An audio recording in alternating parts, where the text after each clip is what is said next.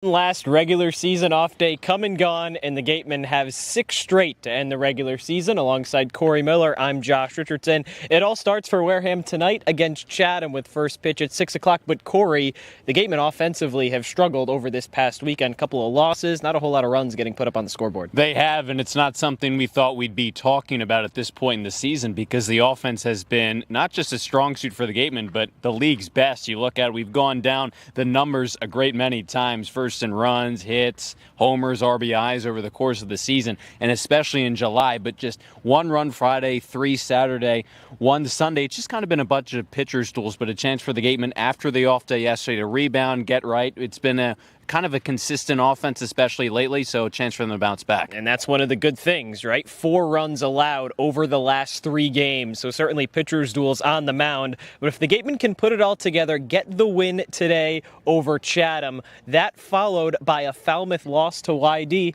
and the Gatemen find themselves in the playoffs for the 2nd straight year. They absolutely do. It's been a great July and a well-earned playoff spot, but I think if you ask this Wareham team sitting atop the division for now, this kind of past stretch of a week and a half, they want more. They're hungry for that division title. So listen, it would be great for them to validate their success with clinching that playoff spot because you know you're in no matter what, but I think that's only the first step for them. They want that division title as well. Ryan Smyth certainly wants that division title, trying to get his first as the Gateman manager, and he's with our Rayna Maggelet.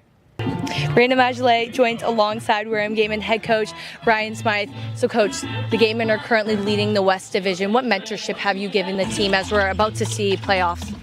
I just think it's been an all-year thing. It's kind of the same mindset we've had all year. Play all 9 innings, be a gritty baseball team. Show up to the ballpark every day and play as hard as you can.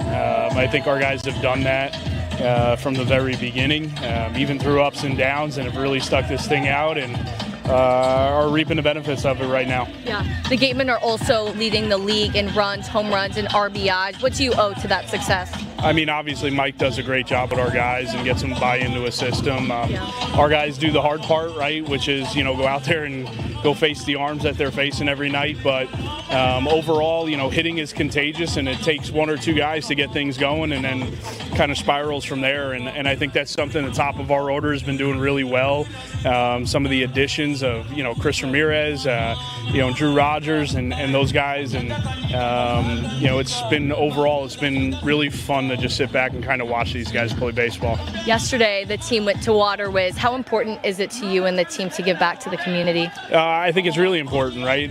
Water Whiz is a great sponsor of ours, and, they do a lot for us, and it's something that I want our guys to be able to, take their minds off of baseball, even if it's temporarily. And, it's something we talked about. Some of those guys, that was probably one of their first jobs they've ever had yesterday, even if it was for a short period of time. And, it kind of gives them a little bit of perspective. Not that that's a bad job to have or anything, but I know these guys would much rather, cash checks playing this game. So kind of gives them a little bit of perspective of, wake up and be appreciative that they get to go to the ballpark every day out here in the summer and, and not take that for granted. Absolutely. Well, good luck tonight, Coach. Thank you.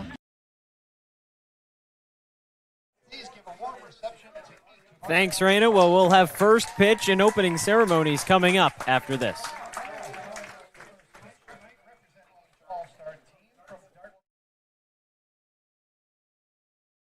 Wareham-based AD Makepeace Company, founded in 1854, is North America's largest cranberry grower and recognized leader in environmentally responsible real estate development and land stewardship. For 171 years, AD Makepeace Company has supported community events and organizations like your Wareham Gatemen. Visit admakepeace.com to learn more. Cape Cod 5 is proud to be the official banking partner of the Cape Cod Baseball League. Cape Cod 5 offers a broad range of financial products and services tailored for every stage in your financial journey. Reach out to us. We're here to help. For a good piece of glass, call Abby, located at 3 Tyler Ave in East Wareham. Call Abby Glass and Locks about getting a free quote for your windows, doors, locks, and other glass needs. Here at the Mass State Lottery, we know there's no bigger win than the $1 billion we provide each year to support all 351 cities and towns in Massachusetts. Now that's how we all win. The Mass State Lottery. Welcome to the state of winning.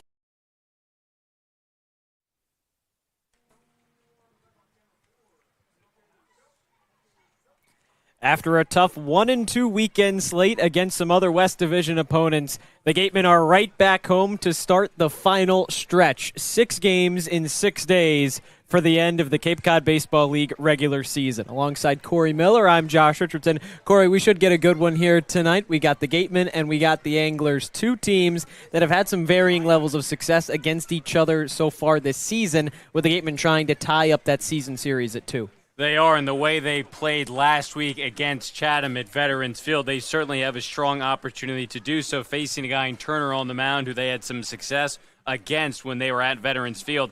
And that 5-1 win, I think we kind of dubbed it at the time as sort of the most complete Gateman win of the summer. The way they pitched, the way they hit, and the way they fielded defensively. If they can bring all 3 of those aspects again here tonight, I think they should be successful. And we talked about that a little bit in the open, Cory, was that the pitching has been really that frontline skill that the Gatemen have had over these last few games. Just 4 runs in the last 3 contests. The offense needs to pick it back up. You mentioned it, a complete game that the Gatemen had the last time these 2 teams played. And if the Gatemen want to try and potentially even clinch a playoff spot tonight, that would be a nice, wonderful thing to have as another complete game. It really would be, because you're looking then at 2 possible facets that are maybe the best in the league. I mean, Wareham still leads the league in runs and homers and RBIs, but now over the past 7 days, they have an ERA under 1. That's first in the league, so hopefully they can put both together, because they will be a really dangerous team. Well, that was something that Ryan Smyth talked about a little bit, and that person to try and keep that pitching going for Wareham, T.J. Schlageter, the lefty out of Louisville, getting his first start of the season tonight. He's been excellent out of the bullpen, is really one of those frontline closers for the Gatemen. Absolutely has been in a lot of pressure-packed situations. The ERA just sits down below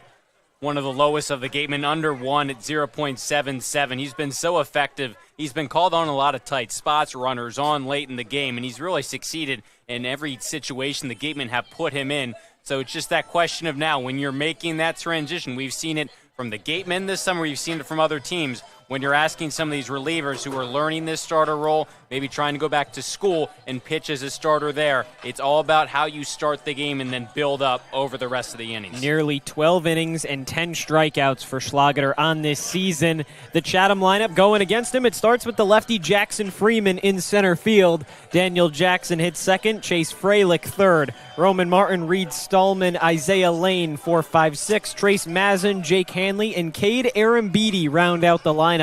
A Chatham team that for a while was close to that top production spot in the lead when you look at, runs scored, hits, average, starting to fall off a little bit and kind of get back down to that medium. Chatham still trying to, fight for that playoff spot and sneak into the East. Yeah, a guy like Daniel Jackson hitting second has been one of those few mainstays, kind of this latter part of the schedule of the season for Chatham. They lost some big names like Henry Ford in the heart of that order. So now they're having to adjust, and with some newer names, having mixed results. Freeman into the box. Pitch clock at 15. Here's Schlageter. His first pitch misses away, and we start this ball game right on time. 6 o'clock even from Spillane Field. Thanks for joining us on either Cape League TV and YouTube. Freeman's hitting just a hair under 270 on the summer. Misses away, 2-0.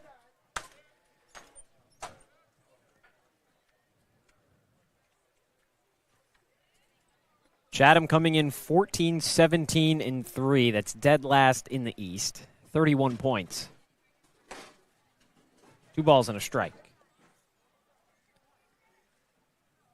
Chatham, the only team in the East that is under 500. Wareham, the only team in the West that's above 500.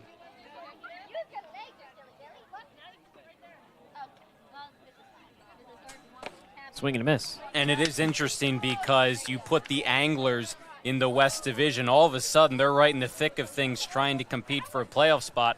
And if they finish these 6 games well, there's a chance they could maybe sneak in the East. But right now, like you said, the 4 teams ahead of them above 500. Tough to keep pace. 2-2 fouled back.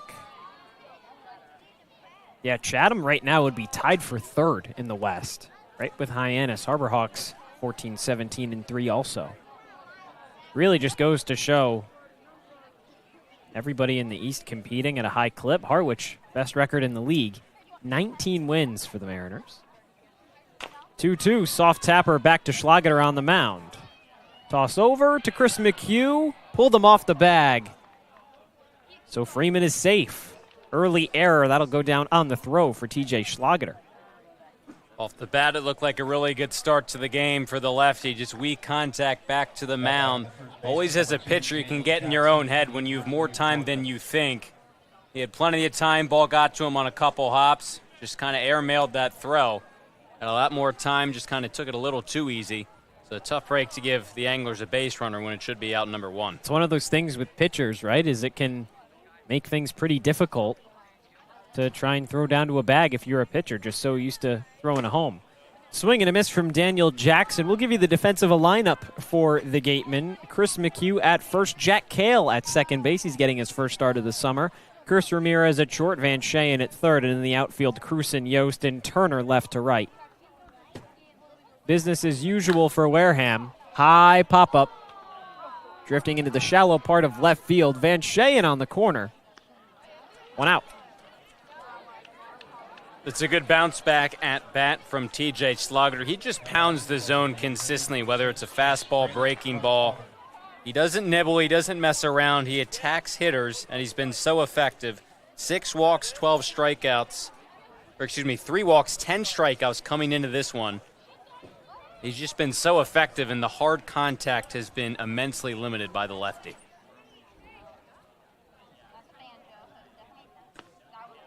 Chase Fralick takes a breaking ball. So business as usual defensively for the Gatemen outside of Jack Cale. He replaces Braden Randall at second base. Randall getting really a well-deserved day off. He's been penciled into that leadoff spot for just about every single game this summer. You said it, well-deserved, and if I was a player, I'd love a night off on a day as hot as this. Yeah. Right around 90 at game time here. It's a warm one. That's tapped back up the middle. Ramirez steps on second for 1, throw to first for 2. Leadoff error, no problem for TJ Schlageter and the crew. Gatemen head up to bat, still scoreless here in the first. Fans, we kindly ask for your attention to the following announcements. Here at the Mass State Lottery, we're known for our monster wins. But there's no bigger win than the $1 billion we provide each year to support all 351 cities and towns in Massachusetts. In our game, we know that supporting local businesses and helping communities is how we all win. Because at the lottery, we're all playing for the home team. The Mass State Lottery. Welcome to the state of winning. A+ repairs smartphones, tablets, game consoles, and computers. Get it done right the first time. Cape Cod Central Railroad is proud to sponsor the Wareham Gatemen for the 2nd year in a row. Experience the scenic beauty of Cape Cod like never before.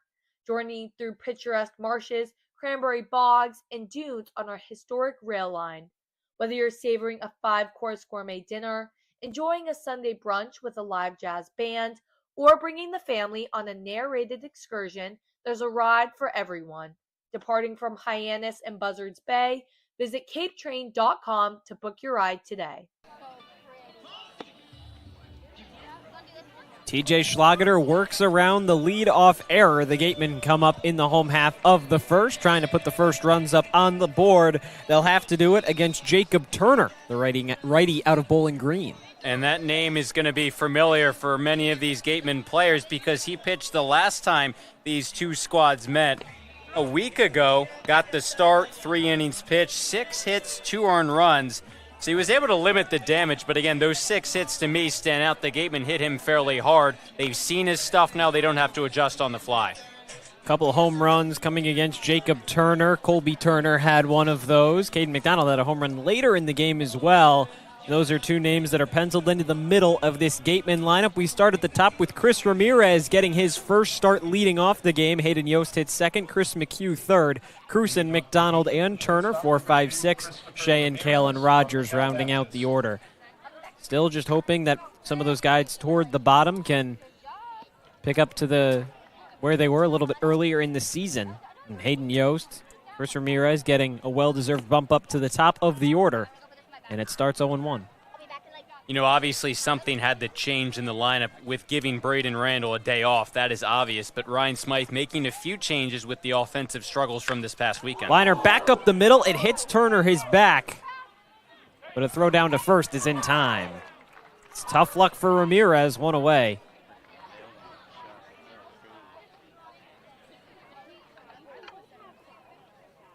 What a start to this game, Cory. So Jacob Turner playing a little defense on the mound. The rest of the Chatham defense, Roman Martin at third, Isaiah Lane at short, Trace Madsen and Daniel Jackson on the right side of the infield. And the outfield, Reed Stallman, Jackson Freeman, and Jake Hanley with Cade Arambidi behind home plate. So now Chatham going to go and check on its pitcher, Jacob Turner. I mean, that one was just square into his back, Cory. And that was a hard hit ball off the bat of Ramirez. As tough as a pitcher, initially you just kind of have that adrenaline shock, and you give him credit because the ball was kind of right around him, but to shake it off and immediately make the play to nab a speedy Ramirez, you give him credit. Again, you're just kind of boosted from that adrenaline shock initially, but now I'll probably get some warm-up pitches again. That is a tough ball to take off the body. Just a couple pitches into the game. Yeah, and if that gets up the middle, that's really, if Turner isn't there, that's up the middle into center field for a base hit. And a good one at that. Definitely something that could, obviously it's early, but that's something the Gatemen were so good at earlier in the year, and then as of late have kind of started to shy away from, was scoring runs early, putting itself either in, even games 2-2, 1-1, or just trailing early in contests as well. And you go back to Turner's last start, they got him for a run in the first and 2 in the third, so they scored early in that one. They didn't look back after that. On any bright side, you can hit the guy hard. This is downstairs for Hayden Yost. He's been hitting the ball hard as of late. His average is up to 229. Center fielder from Florida. Turner's 1-0 pitch, misses downstairs. And it's unfortunate that the Ramirez line drive resulted in an out, but if you're the Gateman, a good sign swinging the bats when, especially on Sunday against Hyannis, not a lot of hard hit balls. That's hit into shallow center field. Here comes Freeman on a charge. It's going to drop between him and Isaiah Lane. Colby Turner's going to hustle for second base. He's in standing up. And a one-out double for Hayden Yost, showing off the wheels. Well, luck didn't go your way in that first at-bat, but it's kind of going your way right now in this Hayden Yost at-bat.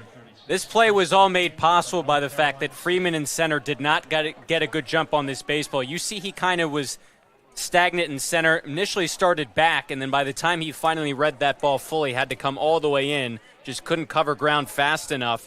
Landing in no man's land again, the Gateman will take it. Hayden Yost now on a 9-game hit streak. Extends it out yet again. He has been red hot offensively for this Gateman team. Swing and a miss from Chris McHugh. He, however, has not. McHugh 1 for 21 in his last 4 games. Somebody whose bat was so crucial in the middle of this order for Wareham. OPS right around 800 still. Tells you how much higher it was before this little slump. Tapper back to the mound. Turner bobbles it, and he won't even make a throw. Now the Gatemen have runners on the corners with 1 away. And part of the reason why the Gatemen struggled offensively this past weekend is because their 2 big run producers, McHugh and then McDonald, 3-4 typically, just had off weekends with the bat. And now another situation where luck is going your way again here. You see McHugh, we've talked about it. He's got that sneaky speed, as we've mentioned, and just a tough play. That ball just a slow roller, and now Turner's in a tough spot. Kind of deja vu again against this Gateman team. I'll have to go through now the middle of this order with Chase Cruson batting cleanup, and Caden McDonald 1 behind him. First pitch. Liner over to short. Isaiah Lane to second for 1. On to Furs, not in time. Yost scores from third, and the Gatemen strike first. It's 1-0 Wareham. Good hustle there by Cruson. He has that ability to go the other way, and he tagged that ball pretty hard, so off the bat it looked like a potential inning-ending double play, which is the last thing you want in an RBI spot. But he's got lots of speed. The fact that he hit it kind of to that backhanded side of Lane at short made it possible for him to beat it out, but hustling all the way down the line, gets the Gateman the first run. Now you have Caden McDonald with a runner on. Somebody whose power has been there all season. Grounder over to short. Isaiah Lane, backhand, throw across. Is not in time and offline. That one dips away from Daniel Jackson. Cruson advances to third, and they're back on the corners for Wareham. You go back to the Falmouth game a couple nights ago on Saturday. Ryan Smyth really was outspoken in his praise for Colby Turner and putting the ball in play. Well, this is what happened when you put the ball in play. Sure, there's some tough plays that Chatham hasn't made defensively, but these are tough plays to make. From deep in the hole, Lane's kind of got to do a jump throw here, off balance all the way to the first. The odds he gets it on target is low. And then you credit Cruson recognizing that immediately, getting to third. Yost had the good base running earlier. The Gatemen are getting rewarded for putting balls in play. 2 outs in the first. First pitch, Turner on Turner, starts with a strike. Colby had a home run against Jacob when these two teams met at Veterans Field a week ago. Drilled one all the way out into deep left field. A 1 pitch. Gets away, but not far enough from Aaron Beatty for Cruson or McDonald to advance. They stay where they are. And when you're McHugh and McDonald, you have 2 infield hits after a tough weekend for the both of them. But you look at the box score, it doesn't show you how hard the exit velocity on those ground balls. You'll take it to kind of get off the schneid.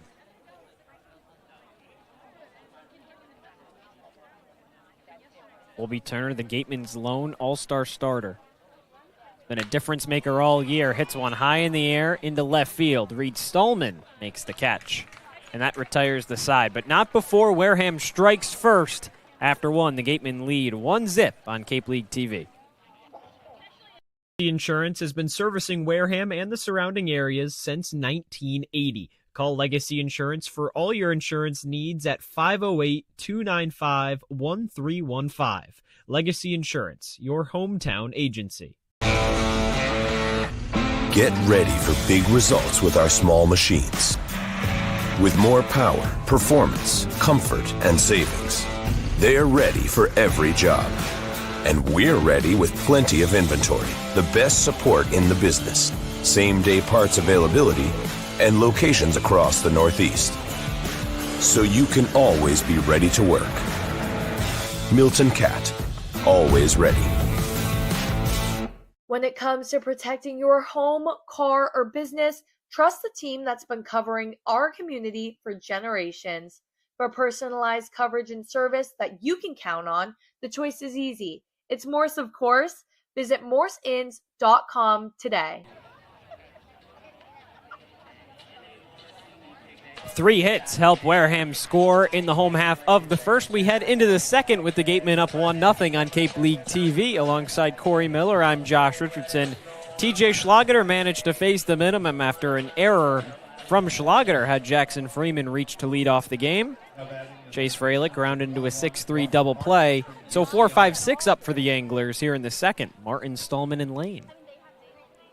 We haven't seen Schlageter as a starter, obviously, but the way he's pitched out of the bullpen, the way he handled that first inning, the fact that you're giving him early run support could go a long way into helping you secure a win. Breaking ball finds the zone for a strike on Roman Martin. He enters at 218 with a 614 OPS. Schlageter's ERA now down to 0.71 on the summer. Fly ball into right field, drifting foul along that line. Touches down in the grass. It's 0-2. We've talked about what a potential playoff rotation could look like for Wareham. And what you're seeing now is you have a bunch of arms that could be used as starters, but also some guys out of the bullpen that you can use in high leverage spots. Versatility is not just an asset to have as a position player, but also as a pitcher as well. Schlageter comes home. This is high. Yeah, and that's something the Gatemen are turning to over these next few days. Caden McDonald, who's been a starter over his last 4 appearances, scheduled to make the start tomorrow. But you look ahead in the future. After that, Bryce Turner out of FIU. He's only pitched 4 innings this summer, all out of the bullpen.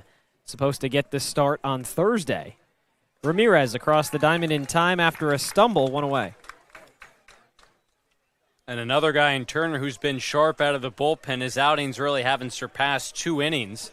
So again, it's just all about building some of these guys up. But at the same time, even if you deploy them as relievers out of the bullpen in the playoffs, these are guys who could potentially throw you 3 innings. I mean, you look at a potential playoff matchup, you go from Caden McDonald. If he gave you 5 innings and then maybe 3 from Schlager, that's pretty good. Reed Stallman takes a breaking ball in the zone for a strike. Yeah, if Schlager can kind of extend out, and he's been, even when he's come out of the bullpen, been the Gateman's really main closer. But at the same time, his outings have been extended pretty high, especially lately. 2 1/3, 1 walk, 6 strikeouts against YD his last appearance. Went 2 1/3 against Bourne earlier in the year. Somebody that the Gatemen can rely on for more than 1 inning. 1-1 dips out of the glove of Rogers. Doesn't get the call. It's 2-1. That's Joe Gravina behind home plate, Tim Carey at first, and Al Liberdoni at third. Umpiring crew for tonight's contest.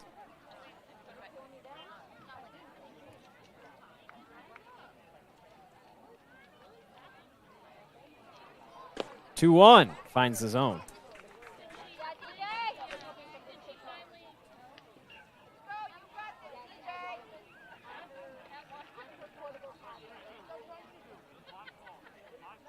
And we've seen kind of, you mentioned what Schlager's done out of the bullpen. We've seen a handful of these Gateman relievers be kind of relegated to about an inning, maybe 2. But in Schlager's case, I think you're now seeing it in his role as a starter. He can give you several good innings. Now we got Ryan Smyth talking to Joe Gravina about something, trying to clear up something.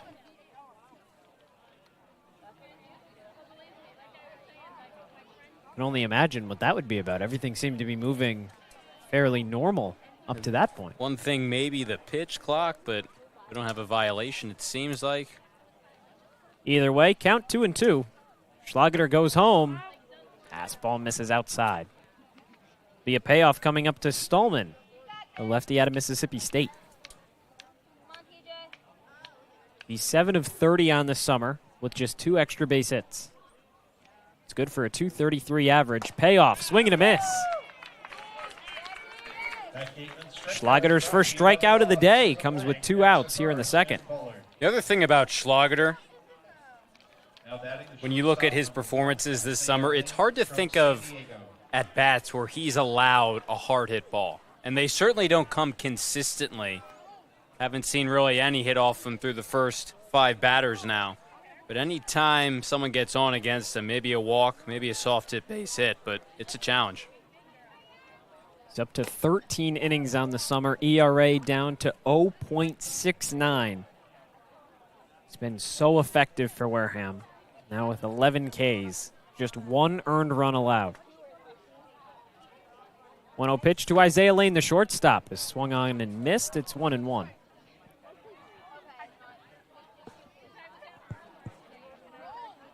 Lane is somebody that's been in this Chatham lineup really since day 1. This is his 34th game of the summer, 35th for the Anglers. 2 balls and a strike. Mentioned earlier how they lost some thump in the middle part of their order and how that had been a strength of the team. Chatham's played some good baseball as a whole, despite what their record would indicate. But now, like all these teams, they're having to get some new guys in there. 3-1. Yeah, that's been something that's plagued a lot of Cape League teams over these last few weeks. Gatemen have sure had their fair share of it. A couple of those starters, that's why having to use some bullpen arms in that starting position. You lose Tate McGuire, you lose Cooper Consiglio, 2 of your real frontline starters. 5-pitch walk for Isaiah Lane with 2 outs here in the second. Chance for Chatham to try and equalize the score with a runner on base.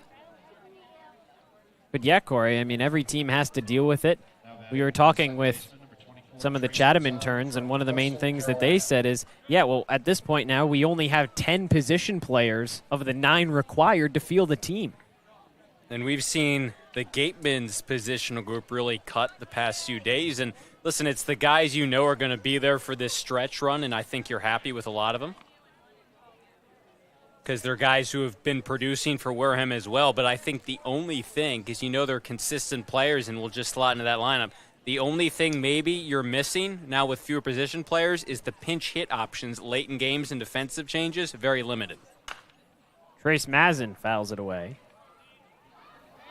Yeah, and that's been something the Gatemen have been going towards pretty good amount lately, is having the best hitting lineup in for probably the first, 7 or so innings, and then those last 2, you make whatever defensive changes you need, especially in a tight game. The good news is a lot of those guys that you would kind of sub in to be those defensive replacements, Hayden Yost in center field, well, his bat's coming around, so now you start playing him every day.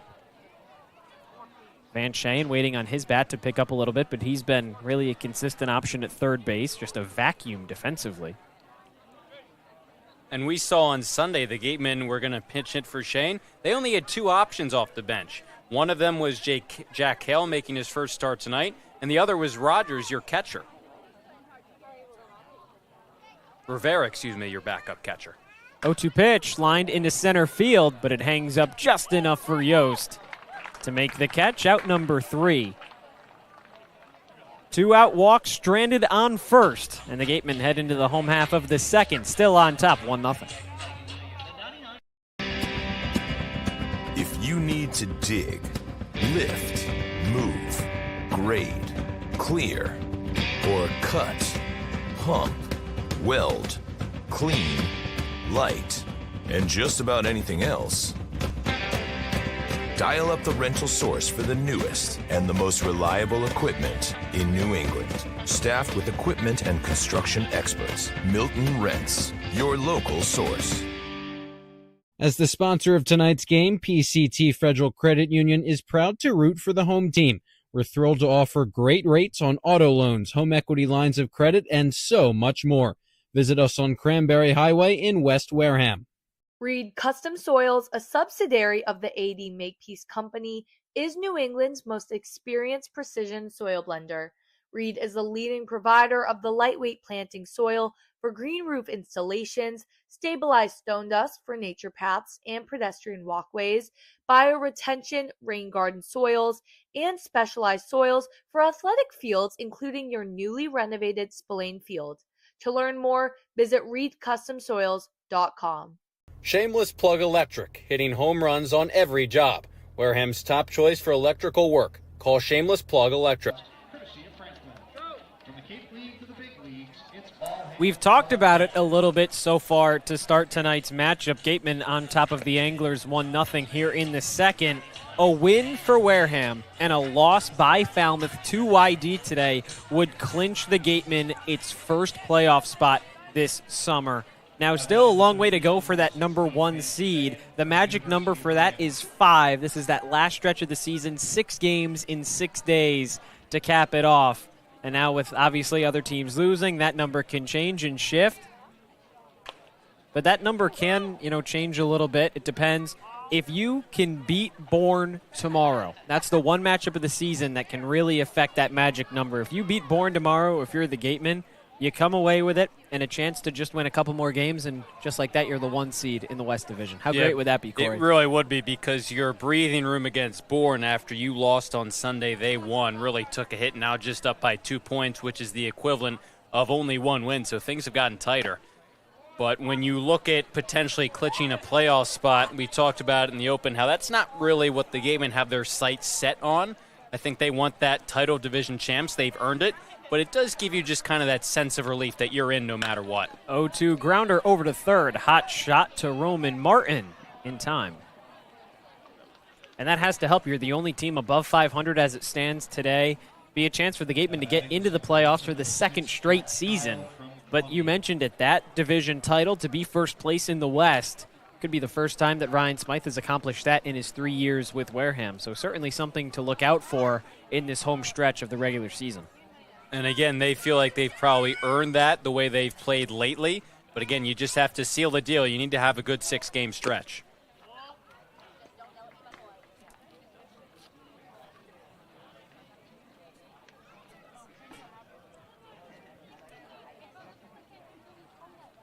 (1-0) rocketed over to second by Jack Cale. 2 away. So So Kale now this summer 0 for 2. Hasn't had a whole lot of opportunities yet, but have a feeling with a lot of these position players gone, he'll get a couple more of those. And when you're a lineup who has struggled the past couple games, I think you'll always welcome a new face into the mix, especially a guy in Kale who was just 1 point below 300 at 299 in the Coastal Plain League this summer so far. Maybe can bring some energy and some base hits to the lineup that for the past 3 days needs some. Well, somebody that you're still trying to wait on his bat getting going is Drew Rogers. Played for Brewster earlier this summer, hit a $167. And he came over to the Gateman, his first at-bat, 3-run home run. We were looking at each other, Cory, saying, oh, this is going to be great if this is who comes in to replace Levi Clark, Hunter Carnes, two catchers that were both hitting right around 300 in their own right.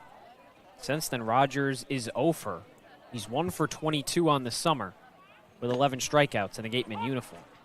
And he's provided you great defense behind the plate. I mean, his ability to block baseballs, throw guys out at the plate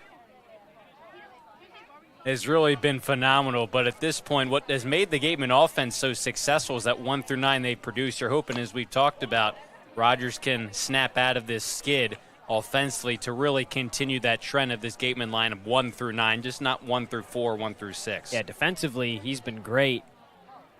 Caught a couple of men stealing. Back in the loss to Hyannis on Sunday. 3-1 is going to hit him on the arm.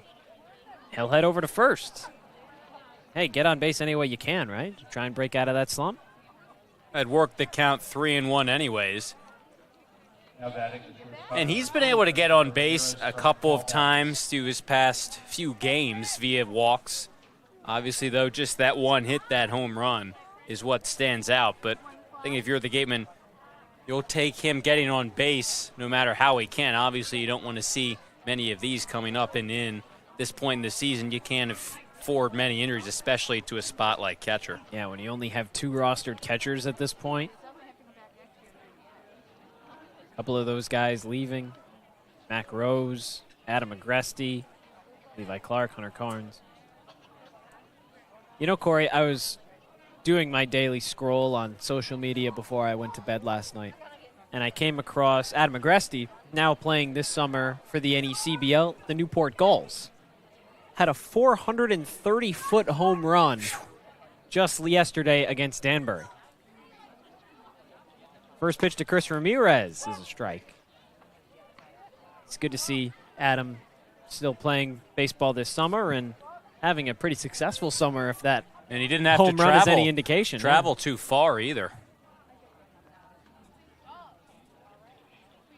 1-0, grounder to second.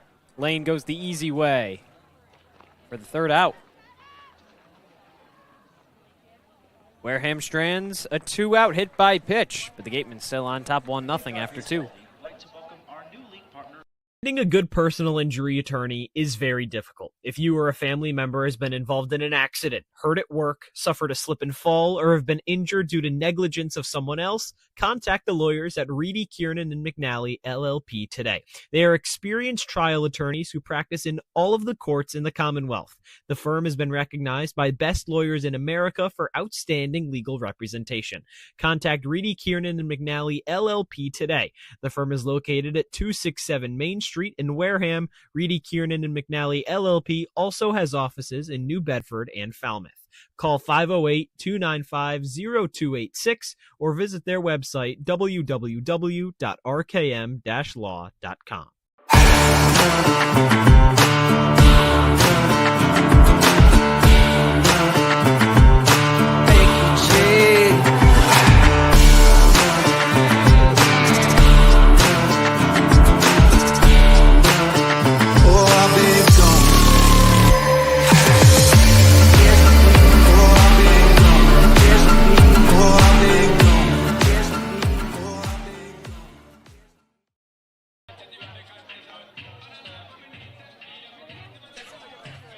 Schlageter has been pretty successful so far in this one, Cory. Just left one man on base. Chatham has, that is, one man over the minimum. It'll be 8-9-1 in the Angler order here in the third with the Gatemen still on top 1-0.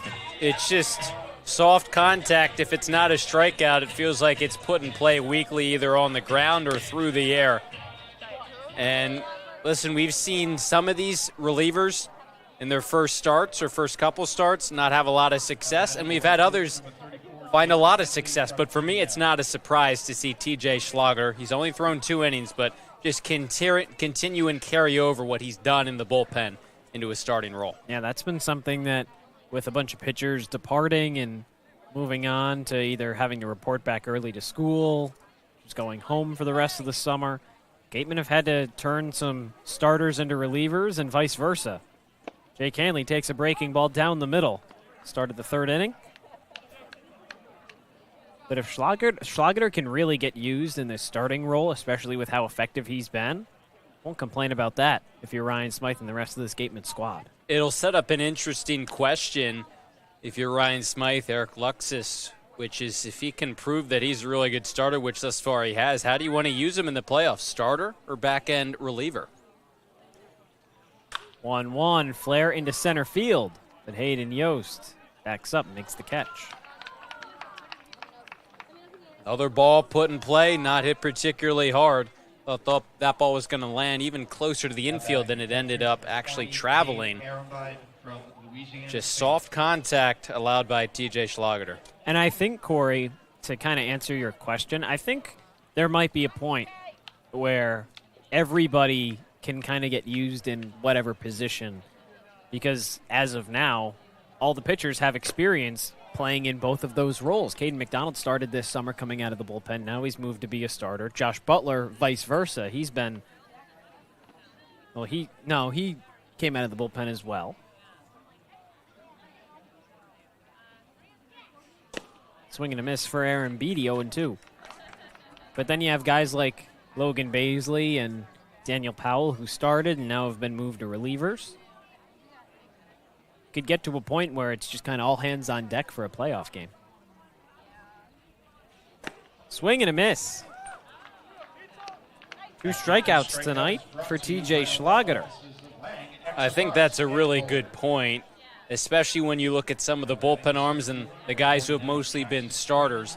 Schlager gives you a lot of strikeouts like these on the mound in both cases, but it's probably going to be, to your point, whatever you're thin on during a particular game, because you guys have guys like Ty Stark, Tony Pluta, Lazaro Calera, who are some good back end of the bullpen options.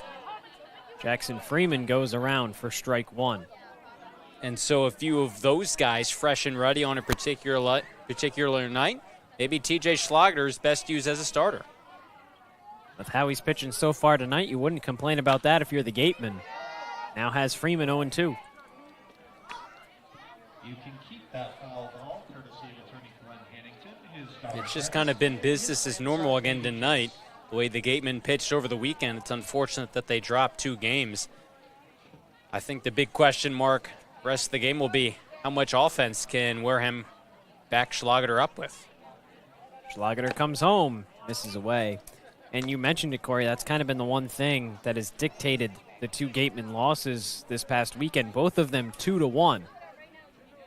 The bats that had been so prominent for a majority of the summer, first place in almost every hitting category across Cape Cod, just kind of went cold a little bit.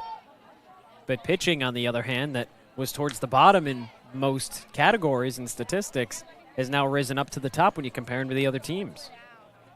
Yeah, it's kind of been a 360 over the course of the weekend. The way the hitting was going, it's just tough because the way Wareham pitched all 3 days, they deserved 3 wins.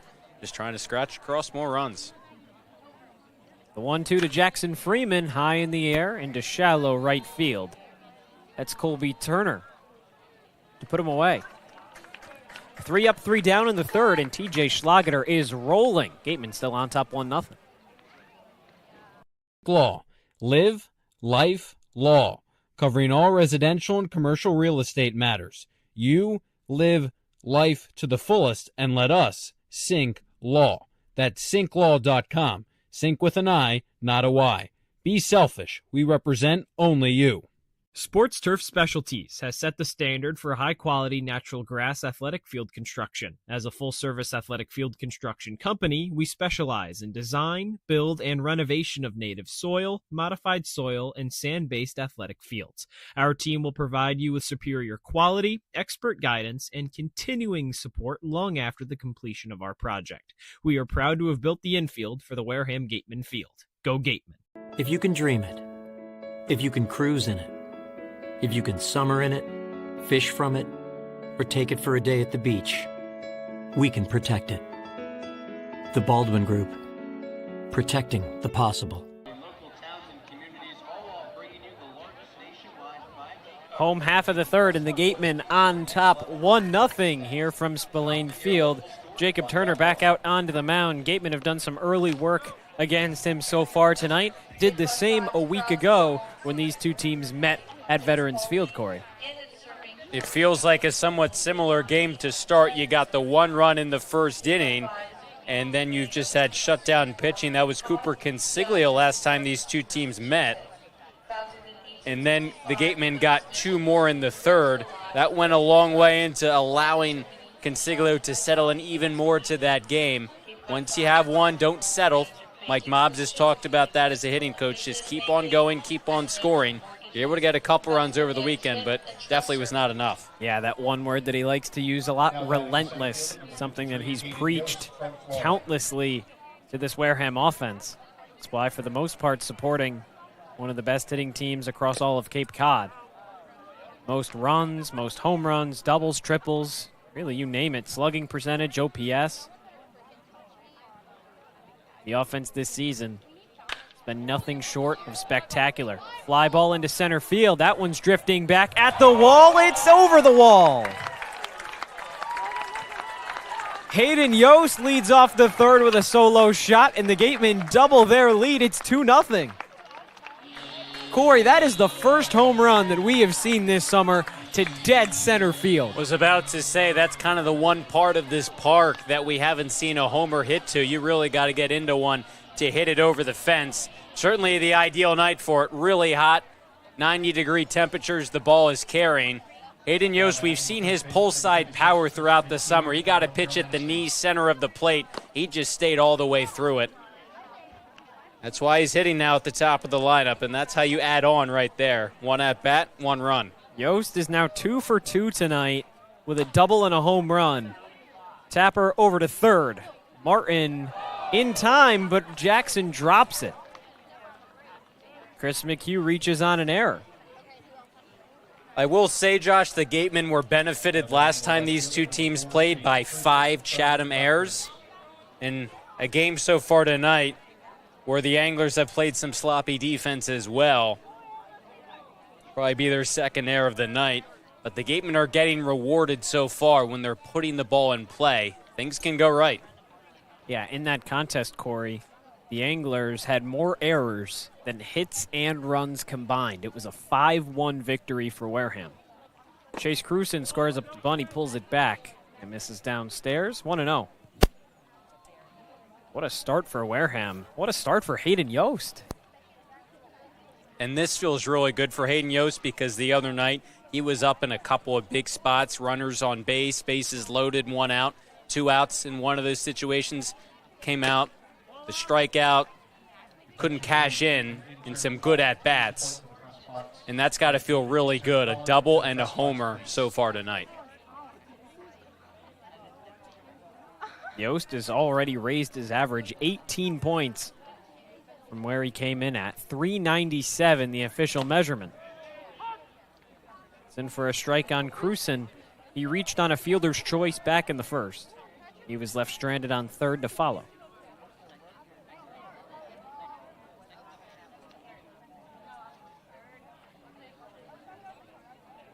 Short lead for McHugh. 2-1. Chopper over to second base. There's Mazin in time. McHugh advances, runner in scoring position for the Gatemen, just 1 away. Mazin was really shaded up the middle, probably because of Cruson's ability to go up the middle and the opposite way. So he had a long ways to go just to glove that ground ball, allowing McHugh to easily get to second. Made a nice job just to get one out, but where that ball was hit, no chance to turn two. And now what's something the Gatemen have been so good at throughout a majority of this summer? It's been having a runner in scoring position with less than 2 outs with Caden McDonald up to bat.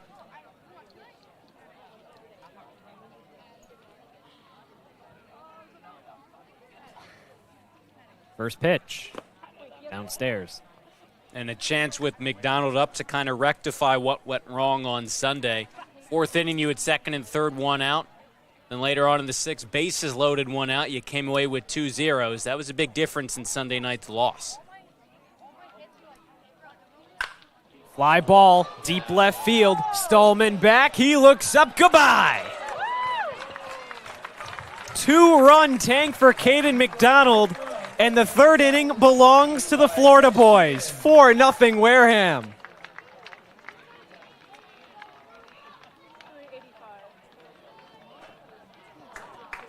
.385 for Caden McDonald.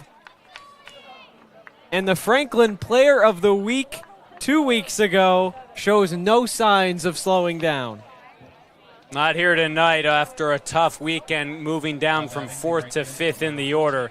That's how you respond, just turning on a baseball. The pull side power from Caden McDonald when he drops that barrel on you is really just something to behold. Right off the bat, you knew that was headed the long ways. And that's how you respond. That's how you add on with runners on base. 0-1 on Colby Turner. I mean, just how quickly the complexion of this game changes, Cory. Even with that run in the first inning, still going to be a close one. Gatemen haven't scored more than 3 runs in a contest since Thursday, 8-1 over Orleans.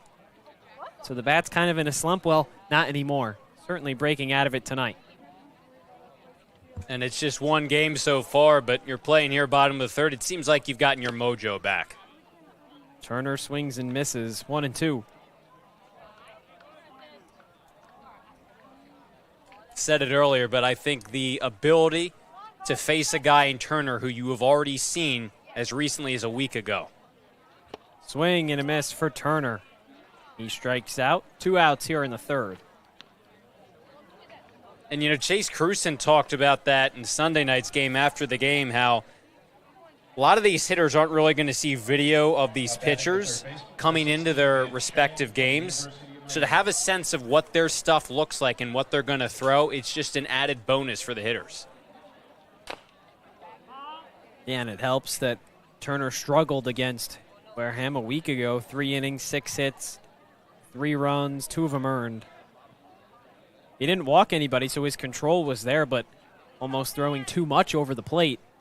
Wareham taking advantage. And Shane trying to do that here. Chops one foul for the second time. It's 0-2.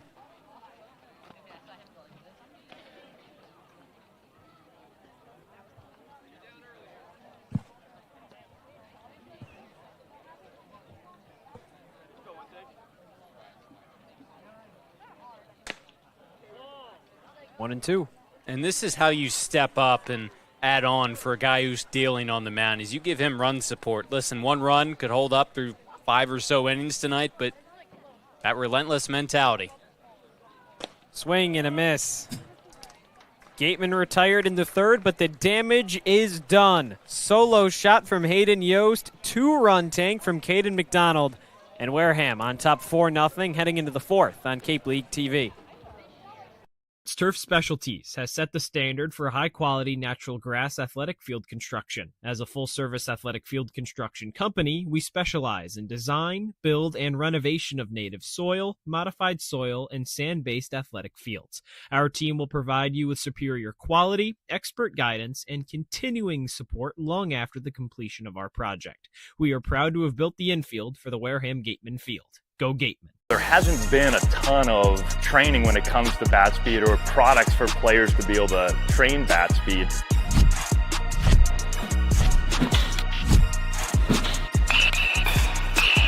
You can improve your bat speed and reach your goals working 10 to 15 minutes a day on this a couple of times a week. That's a no-brainer for every player.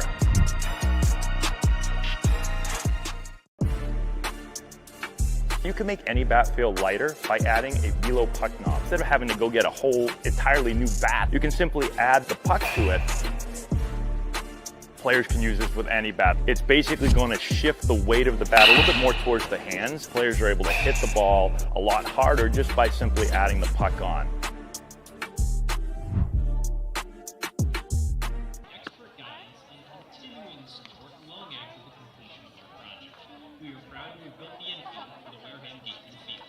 Gateman lead continues to rise. 4-0 Wareham as we enter the top of the fourth. 2-3-4 in the Chatham order. Trying to get its first hit against TJ Schlageter, who has just been mowing down these Anglers hitters so far tonight. He really has been, and good news for the Gatemen as you look at some of those other scores across the Cape. YD is up over Falmouth 4-3. Commodores got the tying and go-ahead run on base in the top of the eighth, but we kind of look at that situation where if things continue to hold, a potential spot for Wareham to clinch that playoff spot. Yeah, if the Gatemen can take care of business tonight and YD holds off Falmouth, be big news for the Gatemen to try and clinch that first playoff spot. Ball slipped out of Schlageter's hand. It's 3-0. We haven't seen something like that this summer, but something that's going to happen from time to time for the pitchers. You just don't get a grip on that ball, and it's coming out of that hand. It doesn't look pretty, but it's tough when you're throwing fastball, breaking ball. You can see that just the grip was just not fully there. That might have just been a wiffle ball. That was weird. 3-0 to Jackson. This is high, 4-pitch walk to lead off the fourth.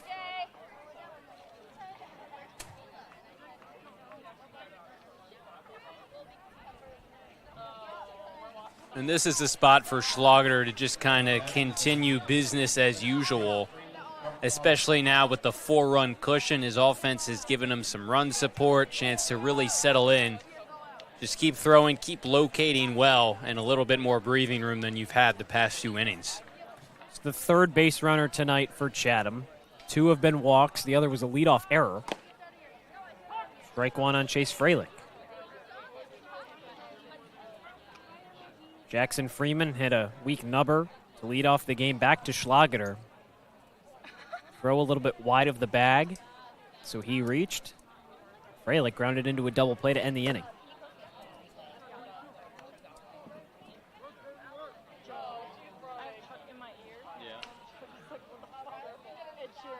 Another sign of confidence, Cory. Gateman come away with a win tonight. Obviously, YD, whether they can take care of business against Falmouth or not. It would be another series split on the summer for the Gatemen, this time against Chatham, who you lost the first 2 games to. Neither of them by very pretty scores either. 9-2, 11-6. 3 balls and a strike on Freilich. And if you're the Gateman, you're proving that despite some key losses in terms of roster changeover, that the current roster that you have is one that you'll throw up against anyone, West or East Division, and have a chance to come away with a win. Line back up the middle and through. It's the first hit of the night for Chatham. 2 on, nobody out. And that's a situation where Schlageter has gotten behind in back-to-back counts. 3-1, he just throws a pitch over the heart of the plate, and really the first hard-hit ball we've seen the Anglers have tonight. I think you're seeing Rogers out on the mound because Schlageter the 4-pitch walk and then gets behind Freilich 3-1. Just hasn't been finding the strike zone, the plate, through the first 2 batters in the fourth after a bit of a longer layover through 3 innings. But I think you circle this fourth because Schlageter's been brilliant and he's gone multiple innings out of the pen, but this is kind of that critical point. He's been really efficient, but it's sort of the uncharted territory as a guy going from a reliever to a starter. How much does he still have left in the tank? Yeah, now here comes Eric Luxus to talk about things. This is his longest appearance of the season as it stands now. Previously, it was just 2 1/3. He's done that a few times. But now into the fourth. Wareham has given him some run support. A couple arms warming up in the Gateman bullpen, so certainly some options for Luxus and Ryan Smyth to turn to if Schlageter gets into any more trouble. And it looks like that's going to be the call to the bullpen right there. Schlageter's night is done.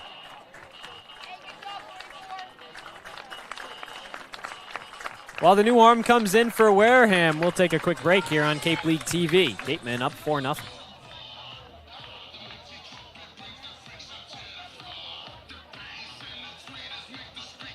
Wareham-based AD Makepeace Company, founded in 1854, is North America's largest cranberry grower and recognized leader in environmentally responsible real estate development and land stewardship.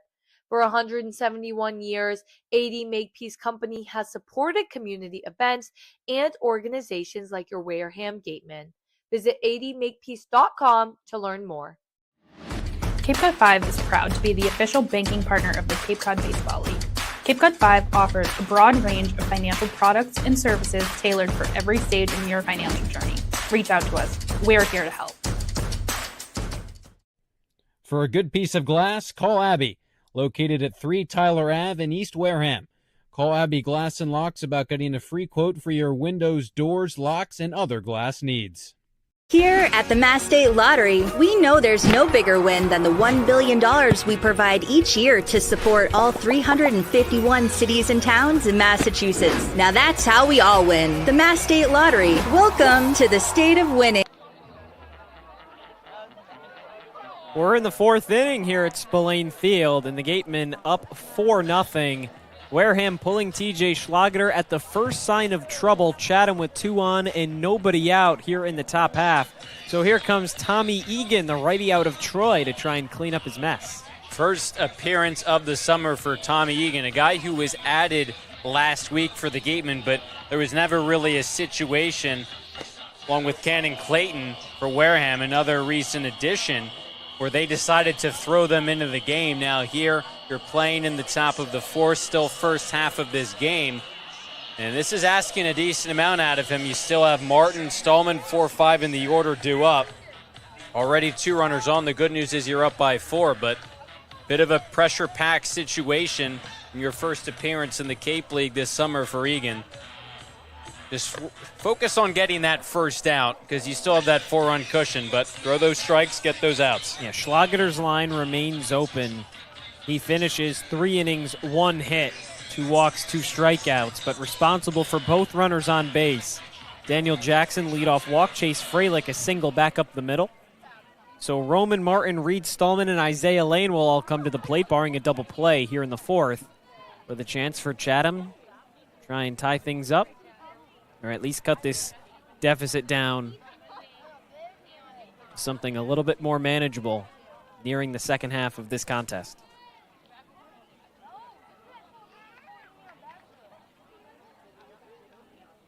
First pitch from Tommy Egan this summer, misses away, ball 1. And I think the decision, Josh, listen, Schlager's been pitching great, but back-to-back counts now, season high. You don't want to tempt fate. Exactly.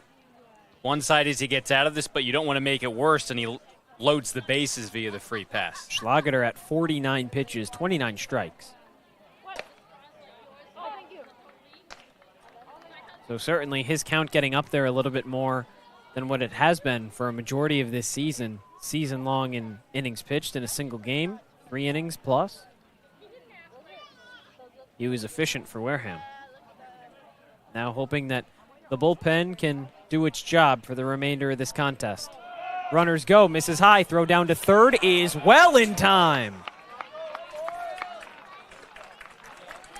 Heads up from Drew Rogers, goes the short way to third and nabs that lead runner. 1 out here in the 4th. Gateman may be waiting for that bat to come around, but I can tell you something. Drew Rogers is a rock behind the plate. This is just stepping up with confidence with the righty batter in the box. The bat's in your face. You just make a bullet throw down to third. Plenty of velocity, right on the money. That's how you get that big first out. And Chatham gets a runner into scoring position. But that first score just not 90 feet away anymore. Instead on second. Now Egan behind 3-1. And that's really been kind of the saving grace for Rogers, is his ability defensively when he's been struggling at the plate.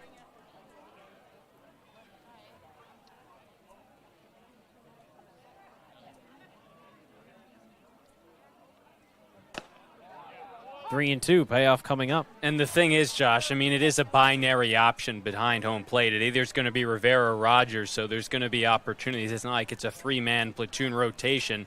And so you'd love some offense, but again, those outs above an average catcher defensively, I think you'll trade those, what Rogers is doing defensively, for not having the bat. Payoff pitch, swing and a miss. First Cape Cod strikeout for Tommy Martin, 2 away in the 4th. It definitely helps on the mound when you have a base runner erased by that great throw by Rogers, but you credit Egan right there, attacking the zone after ball 1.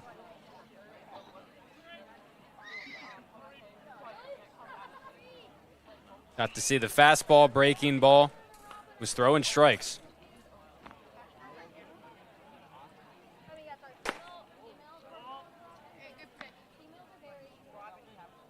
This has to feel good for Egan. Getting that first strikeout under his belt.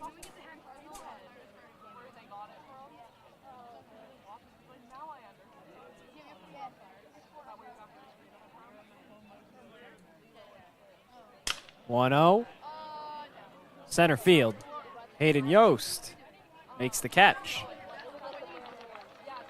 Gatemen get out of trouble. No runs come across for Chatham. Wareham up 4-0 heading into the home half of the 4th.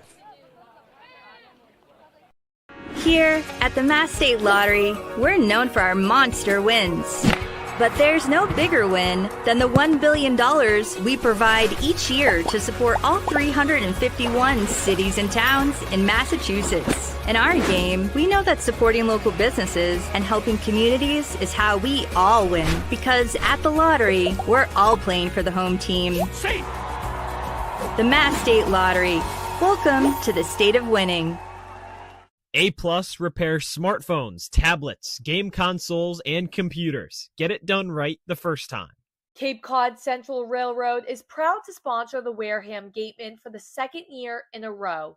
Experience the scenic beauty of Cape Cod like never before. Journey through picturesque marshes, cranberry bogs, and dunes on our historic rail line. Whether you're savoring a 5-course gourmet dinner, enjoying a Sunday brunch with a live jazz band, or bringing the family on a narrated excursion, there's a ride for everyone. Departing from Hyannis and Buzzards Bay, visit capetrain.com to book your ride today.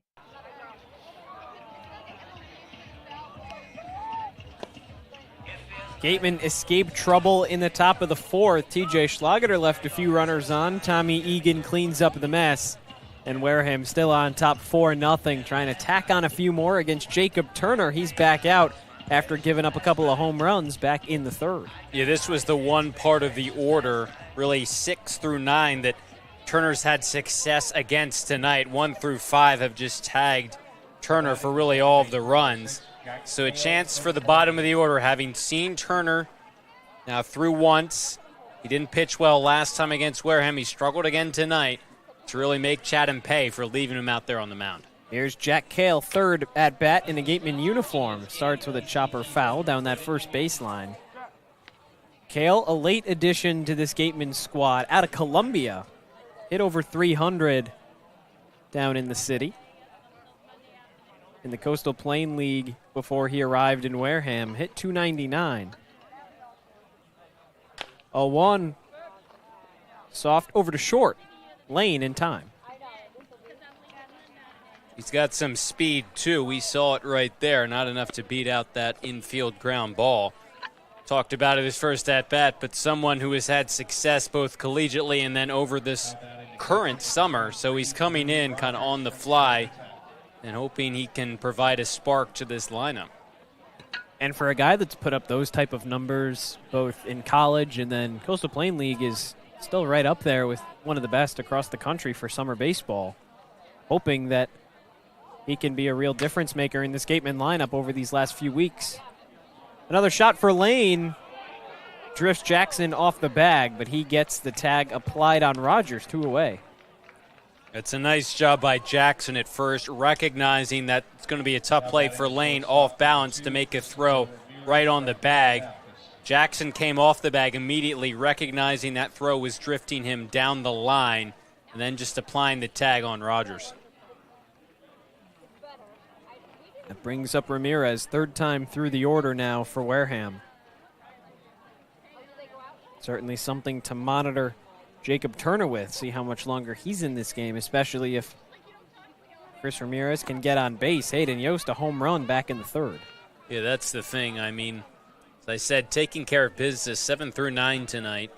0 for 5 hit by pitch. The only person to get on base was Rogers with that hit by pitch, but Ramirez 0 for 2, got unlucky that first at bat, but line shot off of Turner.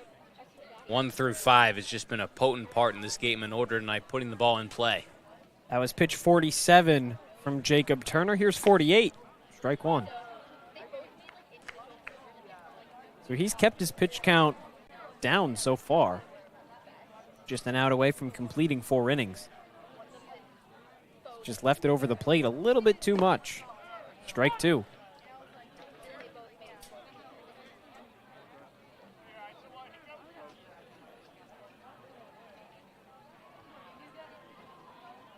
Ramirez, 2 groundouts.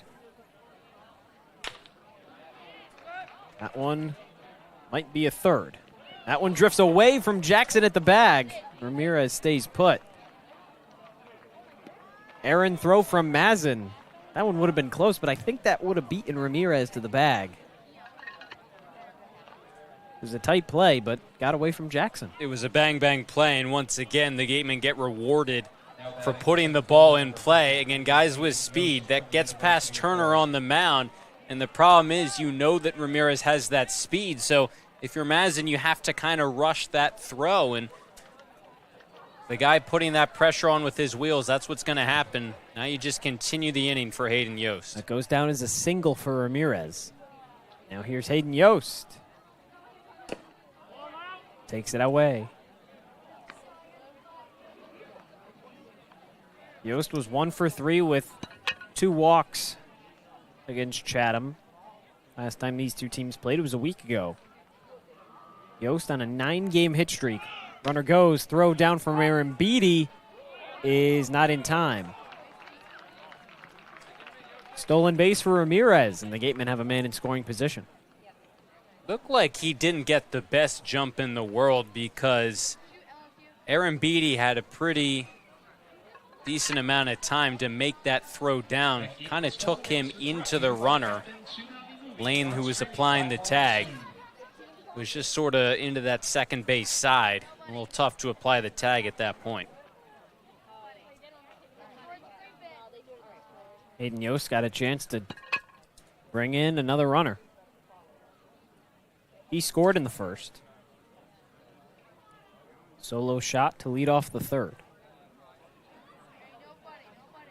2 away, runner on second, 1-1 pitch, strike 2. And the other night when the Hyans pitching retired Yost, they were able to get ahead of him effectively. First 2 at-bats has really been aggressive. See what the 2-strike approach looks like here.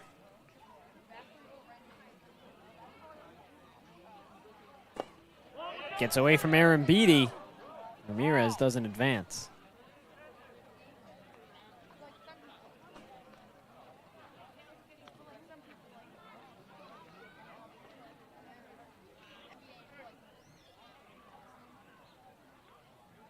And this is a spot again where they left Turner in on the mound. He got the first 2 outs, but Ramirez has made plays happen with his speed. A base hit scores him. Let's see if the Gateman can tag him for another. Over to second. In time. Gateman leave a runner stranded, but Wareham still up 4-0, heading into the 5th on Cape League TV. Insurance has been servicing Wareham and the surrounding areas since 1980. Call Legacy Insurance for all your insurance needs at 508-295-1315. Legacy Insurance, your hometown agency. Get ready for big results with our small machines. With more power, performance, comfort, and savings. They're ready for every job. And we're ready with plenty of inventory, the best support in the business, same-day parts availability, and locations across the Northeast. So you can always be ready to work. Milton Cat, always ready. When it comes to protecting your home, car, or business, trust the team that's been covering our community for generations. For personalized coverage and service that you can count on, the choice is easy. It's Morse, of course. Visit morseins.com today. Gateman still up 4-0. We head into the fifth with Tommy Egan back out on the mound for his second inning of action. He came in, got all 3 outs in the fourth after TJ Schlager left 2 on and nobody out. So for your first appearance to come in and clean up a mess like that and keep Chatham off the board, it's got to build some confidence in your first ever Cape League appearance. Absolutely. It was really effective. He got some help from Rogers behind the plate, cutting down a base runner at third. But then was really effective getting the rest himself, mixing and matching his pitches on the mound, locating well, and then gets rewarded here. He's got a clean sheet for his first full inning of work. Isaiah Lane, Trace Mazin, and Jake Hanley, the 3 due up for Chatham. 2 righties and a lefty for the Anglers, trying to get that first run on the board. Good news, certainly a favorable part of the lineup for Egan. 6, 7, 8.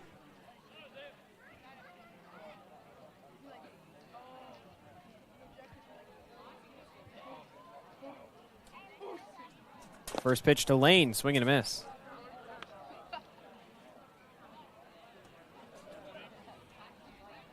Lane had a 2-out walk back in the second. He was left stranded after Mazin flew out to center. Chatham's only had a handful of base runners so far tonight. Strike 2. That fourth inning for him last inning was really their best chance. Runner in scoring position for the first time tonight. You said it, they just have not had a lot of offensive chances.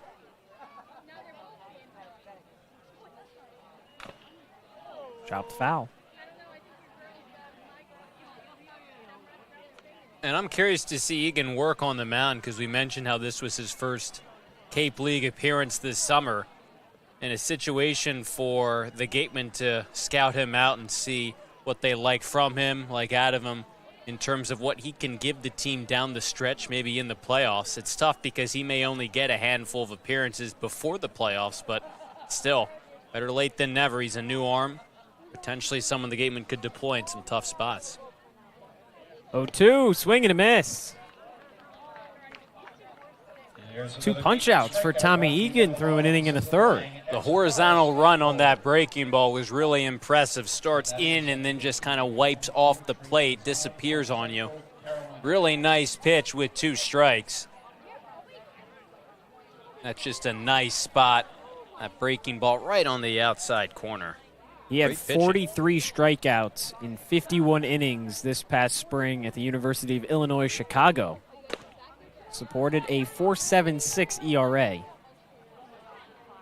He was 5-2, so pretty successful as a starter as well.